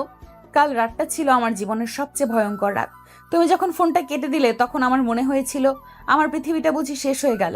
আমি সারা রাত ধরে অপেক্ষা করেছি ফারাবি, ভেবেছি তুমি আসবে, তুমি এসে আমার সাথে ঝগড়া করবে, আমার উপর চিৎকার করবে, কিন্তু শেষ পর্যন্ত আমাকে জড়িয়ে ধরে বলবে পাগলি একটা। কিন্তু তুমি আসোনি। আমার খুব একা লাগছে ফারাবি, প্রচন্ড একা। যে মানুষটাকে আমি আমার পৃথিবী ভাবতাম সে আজ আমার কাছ থেকে কতটা দূরে। আমি জানি দোষটা আমারই, আমার রাগের মাথায় বলা একটা কথা, আমার অভিমান, সব কিছু জন্য আজ আমরা আলাদা। আমি তোমাকে বোঝাতে পারিনি আমি কতটা অসহায় ছিলাম, আমি তোমাকে বিশ্বাস জোগাতে পারিনি। আমি জানি না আমি তোমাকে ছাড়া কিভাবে বাঁচবো। সবাই আমাকে কঠিন বলে, অহংকারী বলে, কিন্তু সত্যিটা হলো আমি শুধু তোমার সামনেই নরম হতে পারতাম। শুধু তোমার কাছেই আমি সত্যিকারের আমি ছিলাম। তুমি ছাড়া আমি যে অসম্পূর্ণ ফারাবি। যদি কোনোদিনও এই চিঠিটা তোমার হাতে পৌঁছায় তাহলে শুধু জেনে রেখো এই পৃথিবীতে এমন একজন আছে যে তার ভুলের জন্য অনুতপ্ত, যে তোমাকে তার জীবনের চেয়েও বেশি ভালোবাসে আর সারা জীবন ভালোবেসে যাবে। ইতি তোমার ভালোবাসার নিঝুম। চিঠিটা পড়তে পড়তে ফারাবির চোখ দিয়ে কখন যে জল গড়িয়ে পড়তে শুরু করেছে সে টেরই পায়নি। তার মনে হলো কেউ যেন তার বুকের ভেতরটা মুচড়ে দিয়েছে। এই 5টা বছর সে শুধু একা কষ্ট পায়নি, নিজেও তিলে তিলে পড়েছে। একা একা কেঁদেছে। যে যন্ত্রণাটা সে একা বয়ে বেড়াচ্ছে বলে ভাবতো, সে একই যন্ত্রণা নিজুমকেও কুড়ে কুড়ে খেয়েছে। সে চিঠিটা ভাঁজ করে নিজুমের দিকে তাকালো। নিজুম তখন জানালার পাশে দাঁড়িয়ে কাঁদছে। ফারাবি তার কাছে গিয়ে পেছন থেকে তাকে আলতো করে জড়িয়ে ধরল। কেন দাওনি এই চিঠিটা আমাকে? নিঝুম, কেন এতগুলো বছর আমাকে আর নিজেকে এতটা কষ্ট দিলে? ভয় পেয়েছিলাম, ভেবেছিলাম তুমি হয়তো আমাকে আর বিশ্বাস করবে না, ভেবেছিলাম তুমি হয়তো নিশ্চয়ই আমাকে ঘৃণা করতে শুরু করেছো। আমি তোমাকে কোনোদিনও ঘৃণা করতে পারিনি নিঝুম। ফারাবি তাকে নিজের দিকে ঘোরালো। সে তার মুখটা দুহাতে তুলে ধরে তার চোখের জল মুছে দিল। আমি হয়তো রাগ করেছি, অভিমান করেছি, কিন্তু তোমাকে ভালোবাসতে ভুলে যাইনি এক মুহূর্তের জন্যেও। সে নিজুমের কপালে একটা গভীর চুমু খেলো। আর একটা মুহূর্ত তোমাকে ছাড়া থাকতে চাই না নিঝুম, আর একটা সেকেন্ডও না। আমি তোমাকে ভালোবাসি, খুব খুব খুব ভালোবাসি। আমিও তোমাকে ভালোবাসি ফারাবি। আমার জীবনের প্রথম এবং শেষ ভালোবাসা তুমি ফারাবি। সেই রাতে নিজুমের সেই স্মৃতি ভরা ঘরে দুটো বিচ্ছেদী হৃদয় তাদের সমস্ত ভুল, সমস্ত অভিমানকে পেছনে ফেলে আবারও এক হয়ে গেল। তাদের 5 বছরের দীর্ঘ অপেক্ষা, তাদের না বলা কথা, তাদের চোখের জল, সবকিছু যেন আজ পূর্ণতা পেল তাদের ভালোবাসার নিঃস্বার্থ স্বীকারোক্তিতে।